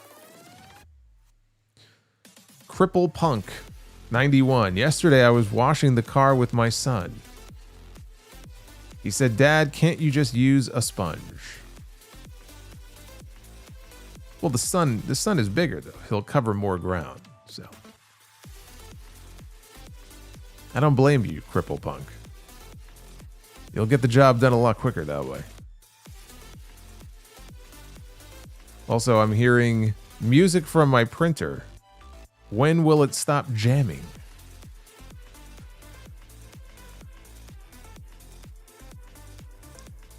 So that one I like. I like that one. Thank you, Cripple Punk. Jeremy Rose Survivor Series is the 2-year anniversary of Punk's return. Do you see him winning a world title by then? No. Broly. 4-hour Dynamite with 13 minutes of women's wrestling, and people wonder why Mariah left. Athena's contract is supposedly up this year. I wonder if she leaves. I guess it just boils down to what her priority is. If she's content to just, you know, stick to the schedule that she's working and she's making good money, then she may stay.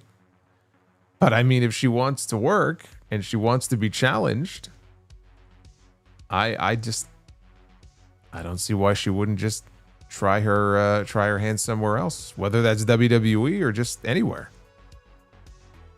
It's still a mystery to me why so many of the Ring of Honor title holders have some consistent level of visibility on AEW programming, and she's the only one who doesn't.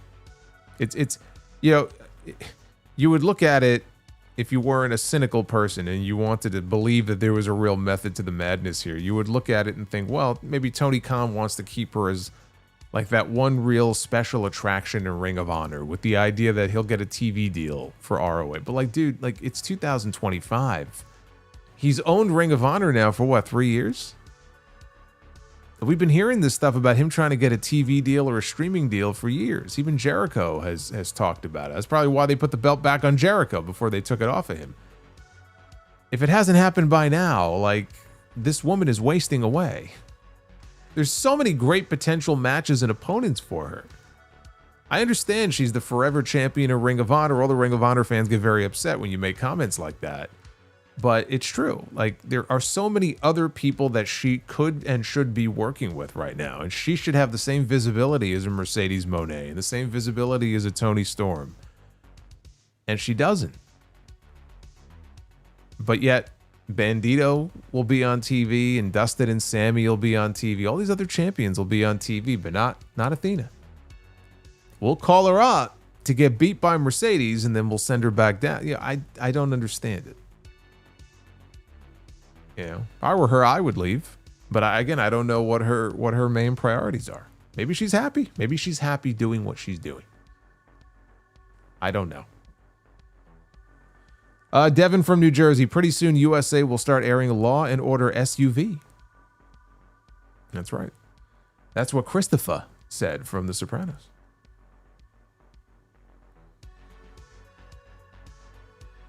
Law and Order, the SUV. The Juliet says, be interesting what ends up in the main event. Men's Money in the Bank or the tag team match. Also, get those likes up, people, contributing to the Super Chat goal. Well, I mean, I guess it depends on whether or not they have the Money in the Bank winner cash in. We have both world champions in that tag team match. Yeah, so a lot of people have been talking about this world title match coming up on Raw Monday night with Gunther and Jey Uso. And how the hell are they going to do this finish, right? Unless Jay's going to drop the belt. But I don't want to see Gunther lose clean for a second time to this guy. So, like, who interferes and why? And maybe they do a cash. Maybe we're looking at this all wrong.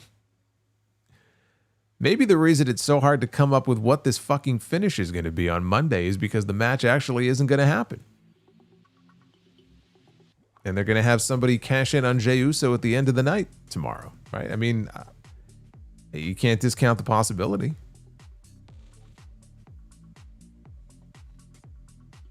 Although that would suck, you know, to advertise a world title match for Raw for however many weeks it's been and then not deliver one. But who knows? I mean, you got both world champions in that tag match. If they close the show with that match, I mean, we may well get at least a tease of a cash-in.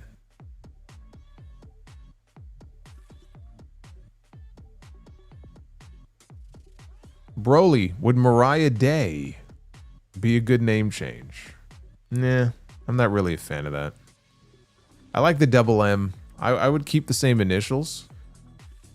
I don't know. I really don't think Mariah March is a bad name. I have one person, oh, that's a terrible name. I don't think it is. I think Mariah March, I mean, forget like, aha, you pick a different month. I don't think that's a bad name. There may be a better one. Some people have said Mariah Monroe. Something with an M. Ricky Saints, right? He kept the same initials. I think she should keep the same initials. I wouldn't change it to Mariah Day. Jeremy Rose, are you ready for all those camera shots of little kids crying when Jay loses his title? It's going to be Ms. Girl vibes.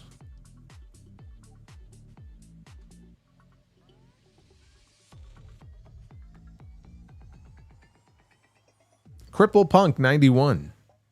A dung beetle walked into a bar. He turned to someone and asked, "Is this stool taken?"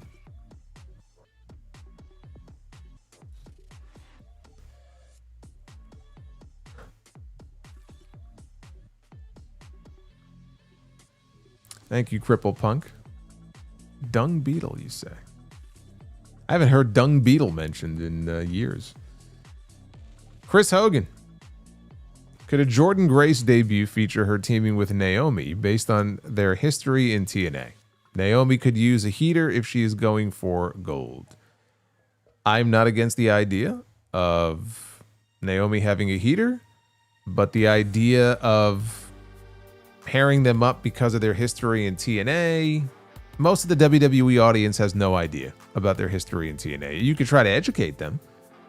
I don't think that aspect of it people are going to give a shit about, honestly, most people. But I'm not opposed to the idea of putting somebody with her as like the muscle of the two of them to kind of help watch her back and step in when she needs some assistance. That could be one way to introduce Jordynne Grace to the roster. I don't hate the idea. You know, but do they want Jordynne Grace to be a heel? Duff's Vids, what's a balloon's least favorite part of school? Pop quizzes. And what do you get when you cross Snoop Dogg with a hippo? A smoke-a-lot-opotamus.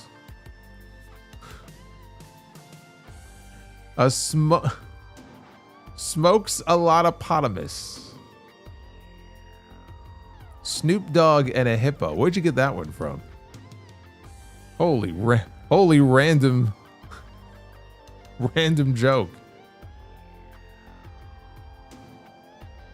Smokes-a-lot-opotamus.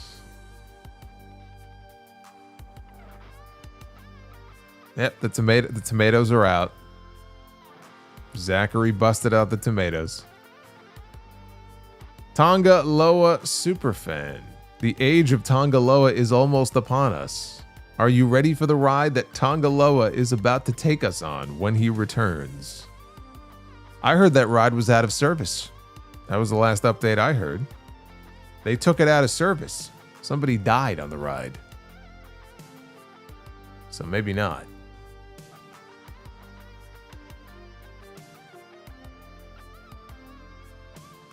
Zachary says Duffs is on that smoke. I don't know, he might be. He's having a good time. Arabian Night, think Cody wins King of the Ring, and sadly, Rollins wins Money in the Bank. Cashes in on Raw. SummerSlam, it's Punk versus Seth and Cody versus Cena. Both Punk against Seth again. Both Punk and Cena win, and then in Perth, champion against champion. Well, that's interesting. If they do the champion against champion thing like they did last year with Cody and Gunther. I don't know, man. Punk and Seth again. How many fucking times with this? I mean, I've been doing this since January 6th. Holiday 197. I feel for Zelina Vega. She seems like a hard worker and has improved in her matches, but as hard as she tries to connect with the fans, the crowds do not seem invested. She has the underdog story. Yes, but again, the crowds are just not responding to her in the way that I think they want them to be responding to her. Now, in her match tonight, they did progressively get more and more behind her as the match went on.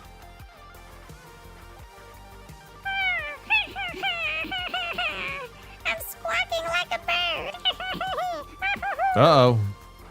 It's Charlotte the Bird Havili dropping the super chat.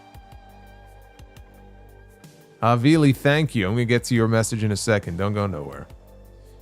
But yeah, as far as Zelina goes, it's just when they hit, part of it is her music just sucks. But when they hit her music and nobody reacts, you know, that hasn't changed. And tonight was good, at least in that it felt like the crowd was getting a little more behind her as the match went on, but on most weeks it's like it's just a struggle. You know, they don't seem to care. But like you said, she has the underdog story, which is exactly why I feel like she needs to not have that United States Championship. You know, when you're the underdog, you're fighting to get in that position. It's the struggle. She's already got the championship. You can't be the champion and be the underdog.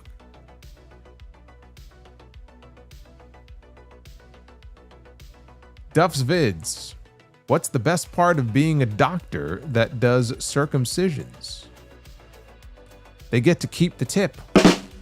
That is disgusting. That's absolutely gross. What do? They keep it like in a jar?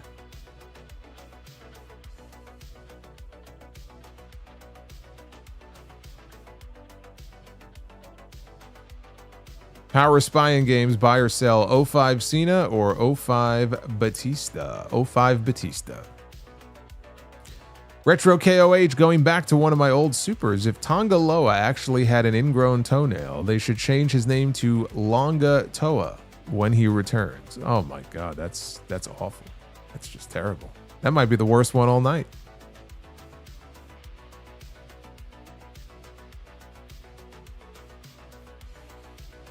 What happened to Tala Tonga, by the way? We don't hear about Hikuleo anymore. I think he just disappeared into the void. He might be lost in the performance center. I don't know. He hasn't found his way back yet. I seriously, I've heard nothing about Hikuleo. I mean, I have no idea what they're waiting for with him. Abyssal Zones, pulling for LA Knight at Money in the Bank. His recent promos have been about wanting more and how he should be world champion by now. Hopefully that is deliberate. I would hope so, and the fact that he clearly drew attention to the fact that this is going to be my third straight Money in the Bank. Third time's the charm. Well, for his sake, it better be. What is going on in this super chat here? Havili says, if Moxley returns to WWE, would he go back to Ambrose or keep the Moxley name? He would be Dean Ambrose. I make a mistake. It was Money in the Bank 2022 or 2023. The Usos against the Profits. Thanks, Solomonster, for everything you do. Havili, thank you. I think Havili is down in Brisbane, right? If I'm not mistaken. I'll have to make it there one day. I just wish it wasn't so damn far away. Dark Effect with the 20. Oh, look at that. We're 7 out of 10 on the goal. Uh-oh, the 5-minute countdown just began. The 5-minute countdown on that bonus Be the Booker goal just kicked in. Are we going to make it? Do we have a Tyrese Halliburton here in the chat making that final game-winning shot? I guess we'll find out.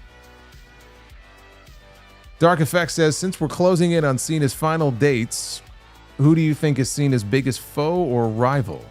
JBL, Orton, Edge, or Punk? I will admit I've never been a Cena fan, but for my money, it's Punk. Their chemistry in the ring was great. It's CM Punk. It's CM Punk. I go CM Punk and then Edge, and then you could have Randy Orton. But you are correct.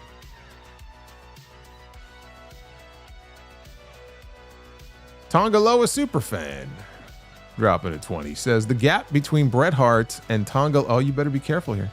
The gap between Bret Hart and Tongaloa is smaller than you think. Unfortunately, Bret's career got cut short, while Loa will continue to wrestle and sports entertain us for years to come. So the gap will inevitably get wider.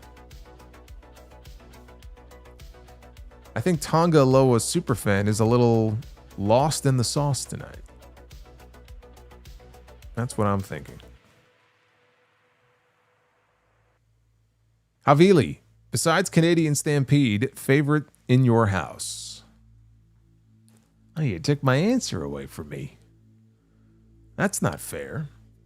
Well, technically, In Your House went through the beginning of '99, actually. Even though they really weren't using the name much anymore. But if you look at some of the posters, I think right up until maybe St. Valentine's Day Massacre, they were still using the In Your House name.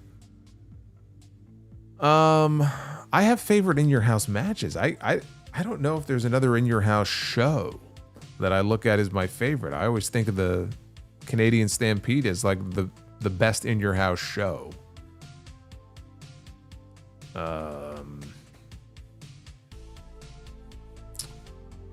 I don't know. I don't know. Maybe Bad Blood just for that Hell in a Cell match between Shawn Michaels and The Undertaker. It might be Bad Blood.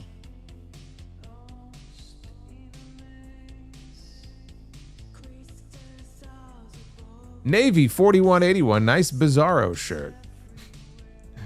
Buy or sell Legion of Doom from WrestleFest or Megabucks from WWF Superstars. Ah, LOD from WrestleFest. I saw they're making a WrestleFest arcade. Like they're replicating the actual WrestleFest arcade. There's some new company that's producing it later this year. I don't know what the pricing is going to be on that, but that's pretty exciting. We got the 90-second warning on that bonus goal. Looks like we're going to fall short on that, but we are. I think we already hit the regular goal, so we'll get at least the one Be the Booker tonight. Jeremy Rose, can you see Cena really never losing the title and then they vacate the title and then at Royal Rumble Sammy wins? No, that would be awful. The WrestleFest arcade is it's like a 1-up cabinet, but it's not 1-up. This one is I think the way they described it is like the 1-up ones and some of the other arcades. It's almost like a replica of what the arcades were. This is meant to be like the arcade. Forgot the name of the company. It's Toy something. I forgot what they're called. We got Jonathan Peters, 6 months of channel membership. I messed up my super chat on TNT. I meant to say that they lost me with the prices of Money in the Bank. I paid less for WrestleMania and Royal Rumble than the cheapest nosebleed for Money in the Bank. Well, that is ridiculous if that's the case. Yeah, I mean, it's out of control. It's crazy. And for 4 matches, dude. 4 matches. It's just insane. I'm not saying it needs 8 matches, but just, I don't know, 4 just sounds awfully low for the ticket prices that they're charging.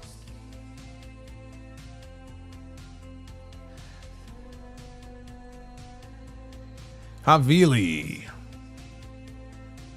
with the $32 super chat. Would Benoit and Guerrero still have won the World and WWE Championships if Brock Lesnar and Goldberg, I think he means didn't leave WWE in 2004? No.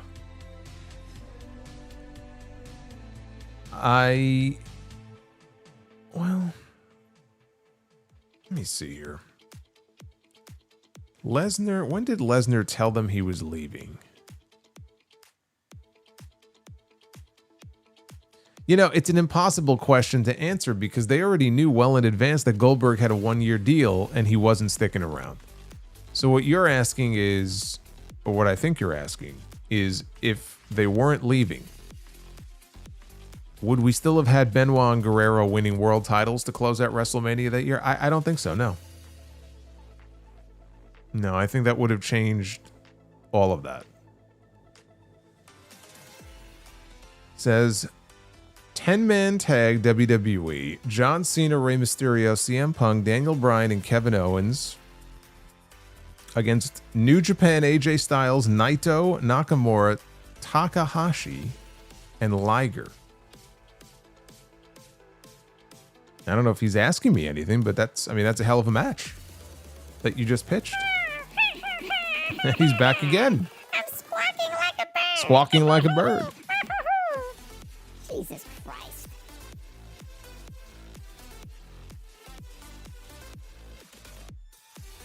I mean, that's a hell of a match, Havili, that you just pitched. Super Hot Vector Man, which is worse, Moxley now, Big Dog, or 2020 Rollins? Big Dog. Big Dog. Tongaloa Superfan, how many more years do you think Tongaloa has got in the tank being a wrestler? My lowball estimate is at least a decade. A decade more of Tongaloa.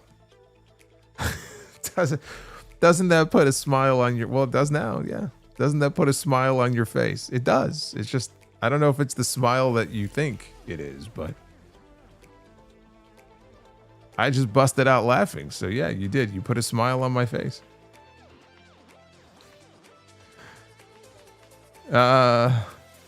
NJC. If a man crashes his car into a woman, whose fault is it? The real question is, what was the man doing driving in the kitchen? LA Knight from Money in the Bank. Cheers. So we've gone back to the 1950s here with this joke. But he says, LA Knight from Money in the Bank. Cheers. I can get behind that. Havili with one more $32 super chat. Which of these matches most likely happens for Charlotte at Evolution? Jade Cargill, Stephanie Vaquer, or a tag team match with Alexis against Liv Morgan and Raquel Rodriguez? I think Jade. It's going to be Charlotte and Jade Cargill. Says, who should have won the TNA World Championship? Shout out from Brisbane, Australia. So you're not giving me any options? You're just asking the question, who should have won the TNA World Championship? Was there any major star there who did not win the TNA World Championship? Kurt Angle won it. Samoa Joe, AJ Styles, Bobby Roode, James Storm. Didn't Abyss won? Didn't Abyss win? Was Abyss ever the TNA World Heavyweight Champion? If Abyss was not the TNA World Heavyweight Champion, then he absolutely should have been. I don't remember now if he was ever the TNA World Champion. Oh, Monty Brown, yes. Well, I mean, yeah, he had his personal reasons for getting out of wrestling. But absolutely, if Monty Brown didn't leave, he should have been the one to beat Jeff Jarrett to win that title. Absolutely. Absolutely. Oh my God, look who just signed up as a Sound Off legend. It is the legend himself, everybody. Bulu Fatulu. Oh my God, as I live and breathe. Bulu, you're alive. It's good to hear from you, my friend. Somebody was asking about you recently. We haven't heard from Bulu in ages. Bulu Fatulu. Duff's Vids, did you hear about the two spiders that got engaged? They met on the web.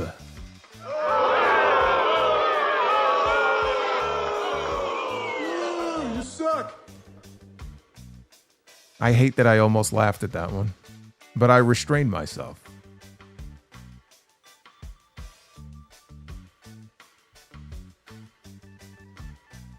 Jeremy Rose, Money in the Bank, Cena Punk 2011 must be the next match in the Hall of Fame. My opinion, best combo of crowd energy, storyline, and entertainment. It'll be in there. It'll be in there. I don't know if it'll be the next one. They may bounce around and want to do a more recent one. I mean, Hogan Andre will be in there. Savage Steamboat. There are certain matches will eventually. I almost feel like they're going to have to start inducting 2 matches per year just because there's so many to choose from. That match belongs in there, though. Absolutely. There he is. There's Bulu in the chat. Look at this. He's getting Chants.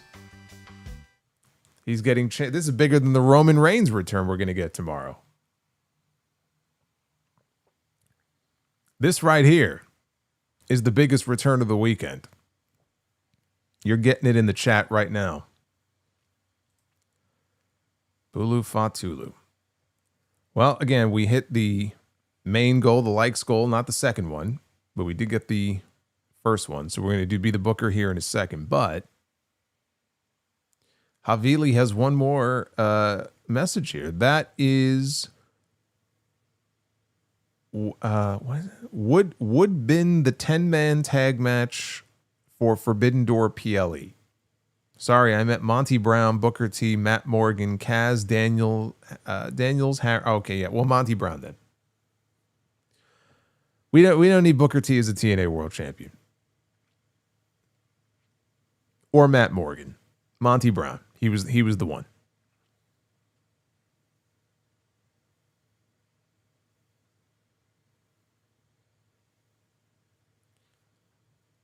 All right, be the booker time. Let's get to it. Ladies and gentlemen, it is now time to be the booker. Let's get to it. It is time to be the booker. This is how we close out what will be the final stream until Monday, the Raw post show. Again, I will not be here tomorrow. Tell all your friends. Oh boy. We have the Beverly Brothers, Bo and Blake, with the most brutal tag team finish you will ever see, the Shaker Heights Spike. If you don't believe me, just YouTube it. You'll see why. For their finish alone, I might have to give this the bell, but it depends on their opponents. The Hardy Boys, Matt and Jeff against the Beverly Brothers. I think Jeff Hardy, oh my God, can you imagine a Jeff Hardy sell of the Shaker Heights Spike? He may not get up. He may not get up from that. He may not survive. Jeff Hardy selling the Shaker Heights Spike.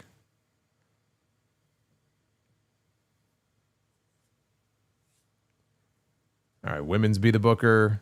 You can look, but you can't touch. It is Nikki Bella, everybody. Where are all the Bella Army members? At attention. They're all very excited to see Nikki Bella bouncing into Be the Booker here, but who will she be wrestling? That is the question. The longest reigning Divas champion of all time. Nikki Bella against Meiko Satomura. Meiko Satomura going to be bringing Nikki Bella to the best match of her life. I mean, Meiko's retired now. She had a retirement match a couple of months ago. But Meiko is going to go in there and bring Nikki Bella up to a level that she has never been at before. That much I can tell you. We got ourselves a main event, folks. Let's book it. There's so many names in here. There's so many possibilities. We're going to start with this man. We just landed on him a few days ago. The former IWGP World Heavyweight Champion, Sanada, is in the main event. Sanada ain't in no main events anymore, but he used to be for a little bit of time. He's not in the main event now.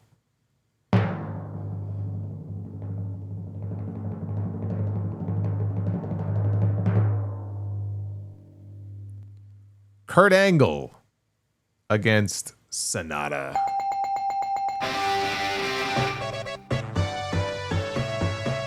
We did it. We got the clean sweep. We always want that sonic sweep.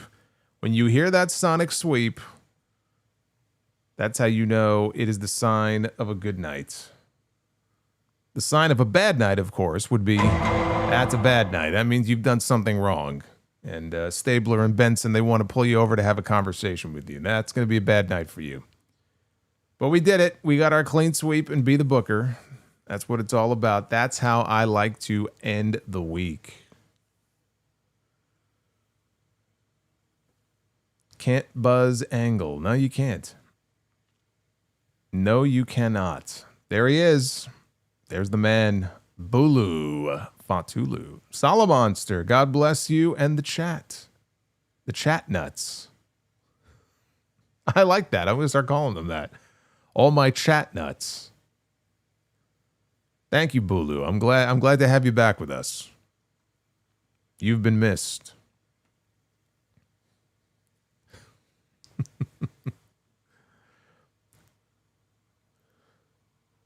Who do we book Angle to face this week? Sanada.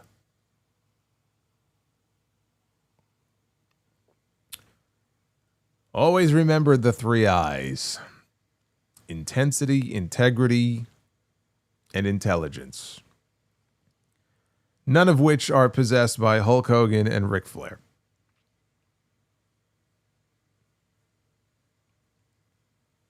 Havili with a $6 super chat.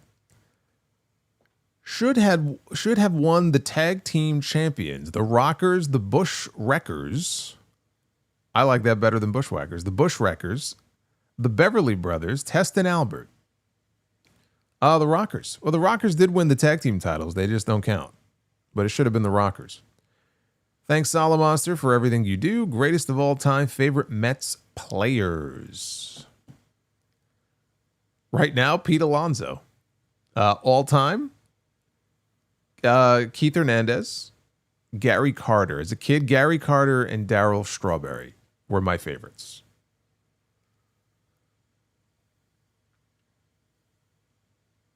Navy 4181, give James Ellsworth the Shaker Heights spike. Man, on that chin, he might bounce.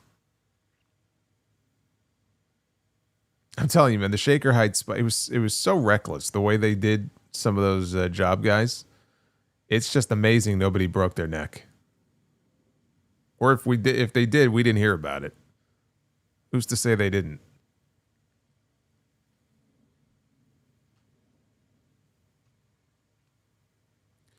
Solo has been known to wreck some bush in his day. Well, that's, Those are the rumors. Blue Neon. See, I got it right this time. Solo, it sounds dumb, but could one day WWE run an event with no matches at all? I think that's what they're preparing for. These shows seem to be getting smaller and smaller.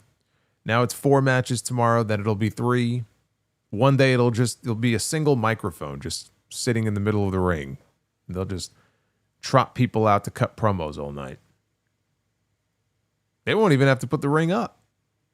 They'll just have like a little stage like they have for the Hall of Fame.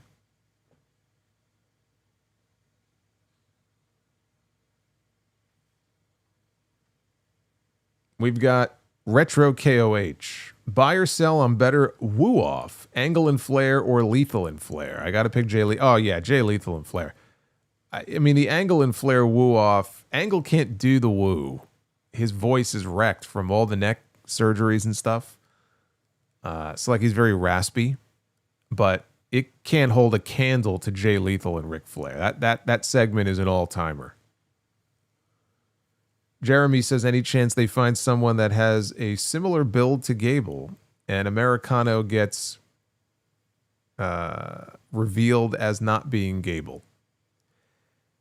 They could try it, but I don't know. It's going to be hard to come up with somebody that looks exactly like Chad Gable in his build, his physique. I mean, I don't think he has any tattoos or anything, and so I mean, maybe they could, like a Kurt Angle, Eric Angle type situation.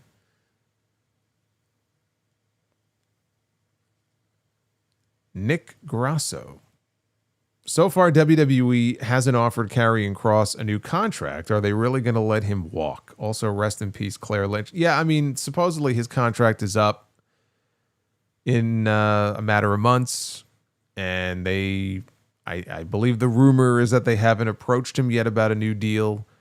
You hear about all these stories, more releases possibly coming. You see they let R-Truth walk when his deal is up, and Carlito, and I don't know, just given the way that they're using him or not using him right now on TV, I just don't think it bodes well for him. I just think if they saw him as a priority and someone worth investing in, they'd be doing more with him, and they're just not doing it right now. So I don't think that bodes well for his future. If his deal's up very soon, I could see them letting his deal run out. And I don't think he'll be hurting for work. I think there are other people that will want to, give him the opportunity to do what he does, but I just don't understand. This guy builds up a little bit of momentum for the first time, really, in this entire main roster run, and you just squander it. I just don't understand it. I don't get it.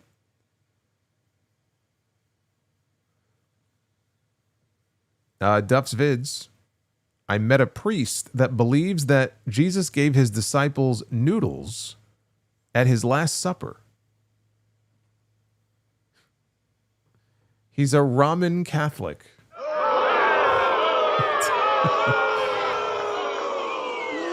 A ramen Catholic.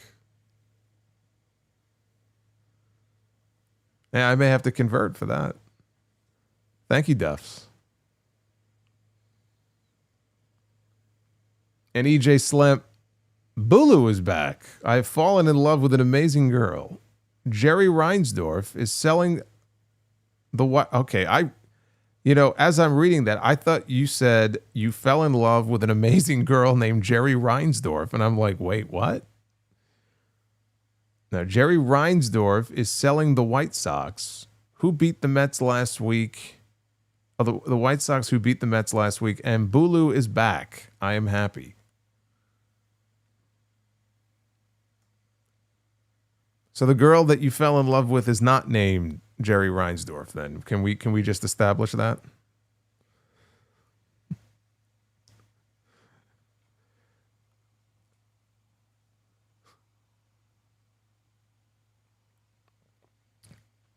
How do you boo and laugh? Because I hate myself that I laughed. Because I shouldn't have, but I did. It's mixed emotions.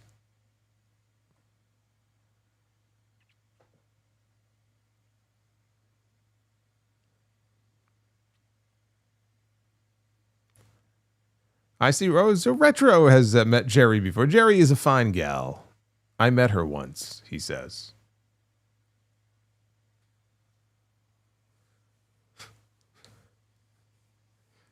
Sure, it's Jerry with a J or Jerry with a G. And an I. Oh, we got Arabian Night 2000. Maybe Jacob and Cobb swerve Solo and they kick him out, thus bringing in Hikuleo. Then we get Solo and the Usos against Jacob's new crew at SummerSlam. A little bit of a swerve there, huh? But then wouldn't that turn Solo babyface? I don't know, man. I mean, the people like Jacob so much. I feel like it's just you're fighting against the tide here. If you try to put him in a situation that he should be the heel, that feels like he would be the heel in that situation. That's the only thing I don't really like about that. The swerve idea, though, is interesting.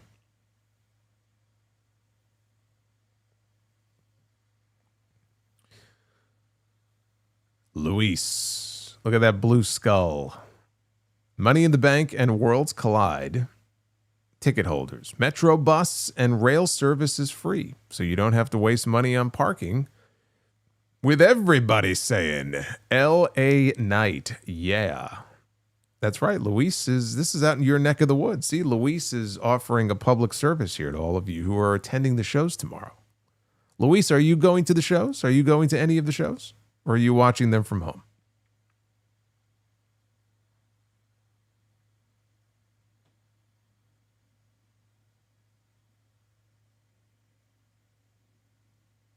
Yeah, I mean, no one wants to see Jacob Fatu as a heel right now. I just think that's not going to work.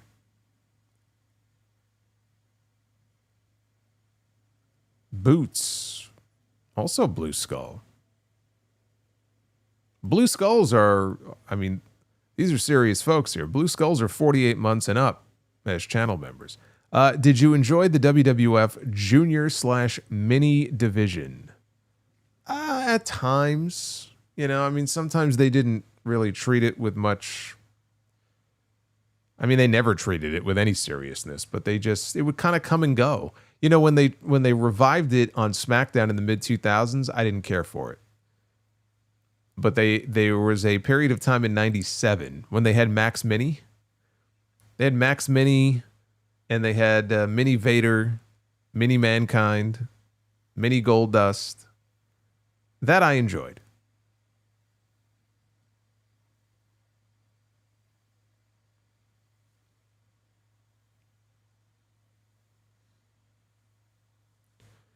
CJ will be at Saturday night's main event and Evolution next month. That's right. They're going to be in Atlanta. That's out your way. Yeah, I mean, the 2006 SmackDown stuff, yeah, it was forgettable. Isn't that when they had Super Porky, right? How long did that even last? It was like weeks, and then it was over. I mean, they barely put any effort into it. I'm not even sure why they bothered.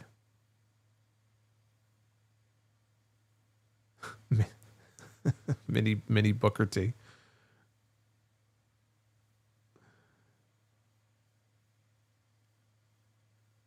Max Mini was in the 06 Juniors division as Masquerita Sagrada. Was he? Well, I preferred him when he was Max Mini. EJ Slimp. Yes, I've definitely not fallen in love with a Jerry Reinsdorf. He makes the Wilpons look like Steve Cohen. Jerry Reinsdorf sucks.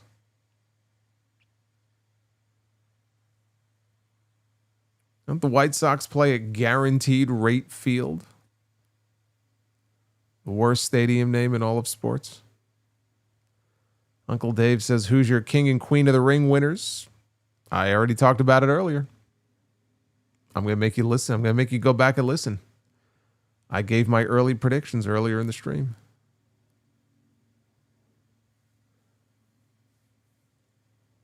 Mini J and Co. Oh my God. Can you imagine a Mini J Uso coming out and yeeting as he comes down the steps through the crowd? Mini J Uso throwing up the arms and yeeting as he comes down the stairs.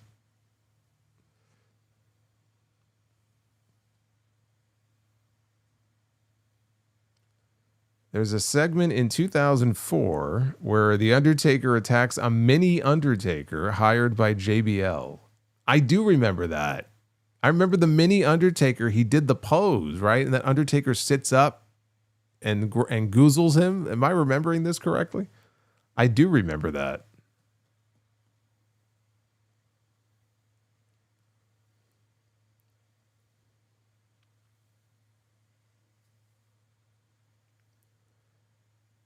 Mini Roxanne Perez. Isn't that kind of redundant? All right, anyway, so we have two shows tomorrow. We have Worlds Collide at 3 o'clock, and then we have Money in the Bank at 7 o'clock. I will be at HOG, so I will review definitely Money in the Bank. I hope I have time to watch Worlds Collide, because I'm first going to be watching Money in the Bank when I get home tomorrow night, which probably won't be until 10 or 11 o'clock. So there'll be a Money in the Bank review as part of Sound Off 916 coming up on Sunday. And there's a lot of other stuff in the Sound Off as well. Full review on the season finale of Dark Side of the Ring, talking Muhammad Hassan.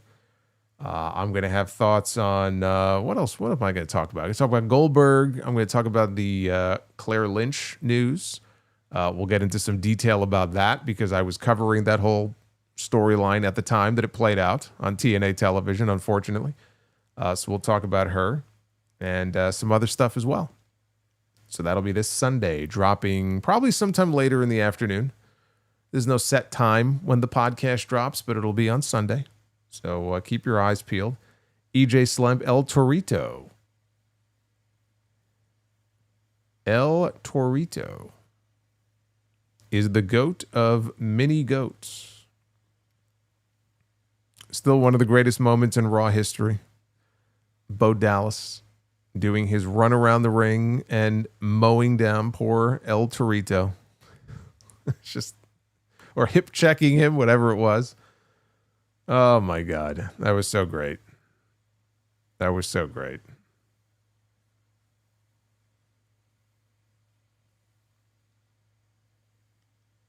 Duff's Vids. Yesterday I went to the zoo and saw a baguette in a cage. The zookeeper told me it was bred in captivity. Get it? Baguette? Bred in captivity? Like our friend Bread Hart, who we sometimes see in the chat. I like that one.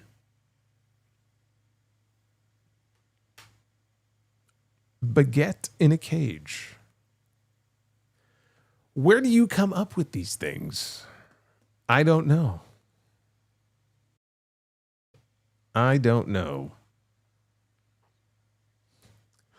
Look at it. You're coming up with all these minis in the chat.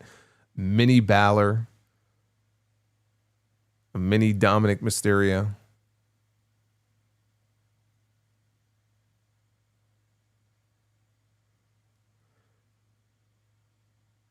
Oh my God, the Haiti Kid. Lord Littlebrook. Who was the one that King Kong Bundy squashed at WrestleMania 3? Was that Lord Littlebrook? You know the story behind that, right? The story behind that. First of all, it's amazing that King Kong Bundy went from main eventing WrestleMania 2 for the World Championship against Hulk Hogan to being in a tag team match with some of the minis of WrestleMania 3. But it was Bundy and his mini friends against Hillbilly Jim and his mini friends. And there's a spot in the match, if you've never seen it before, it's a classic moment where, and it's not supposed to be, you know, minis against the bigger wrestlers, obviously. But there's a spot where King Kong Bundy, oh my God, mini JD and mini Solomonster, he drops an elbow. Was it Lord? Who was it? Was it Lord Littlebrook? Oh, Little Beaver. Okay. That's right. That's right. It takes me back to my college days. Some nights with some Little Beaver. But look, so Little Beaver is on the mat, right? And King Kong Bundy, King Kong Bundy's like 400 pounds, right?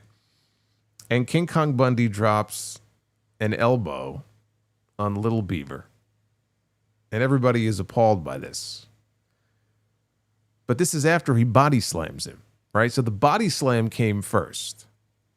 The elbow, as I understand it, and actually I think you could kind of see if you go back and watch it, I don't think he was supposed to drop the elbow on Little Beaver.